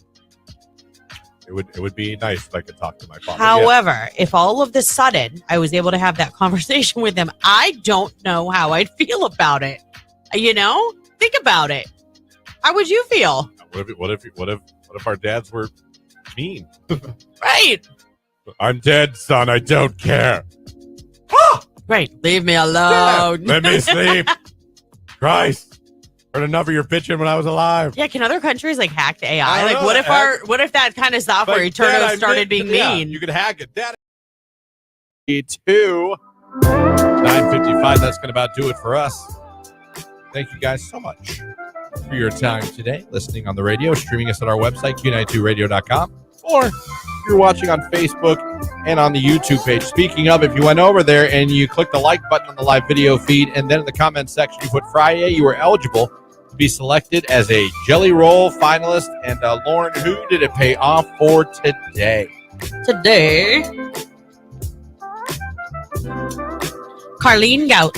There you go, Gout. You are now a finalist. You have a chance to possibly win the tickets to Bash on the Bay, Putin Bay, to see Jelly Roll later on this month. How cool would that be? You got plenty more chance to become a finalist today with Nicolina than with Ryan at night. Of course, Keller on vacation a little bit. A little getaway in New York with his friends at Tickle Fest 24. He's not at Tickle Fest, but he is in New York, and he's going to have a fabulous weekend. He already hanging out. is. Yeah. Oh, man. No one loves tickling more than that guy. Oh, my He'll be gosh. back on Monday, by the way. And then you will be able to become a finalist during with him. Keller in the afternoon. Look for us in the Carnation Parade tomorrow. Yes, be sure to say hello. We have candy to throw out. Lots We and look lots. forward to seeing you guys and yelling back and forth at you guys as we go by. Have a great day. Have a great weekend, everybody. Oh, and be prepared to dance. I think Jake's going to have the music cranked like we did last year. So There maybe you go. he'll get out and twerk with you or floss with you. Jake was the king of dancing in the streets last year. So It's all deadly. And Yeah. we'll be there tomorrow. Looking forward to it. Enjoy this great weekend. And be safe out there. Nicolina's in here next. We'll be back on Monday morning. Jake, anything for the good people? Love you. Bye. There you go. It's Ariana Grande. Boy is mine. It's Q92.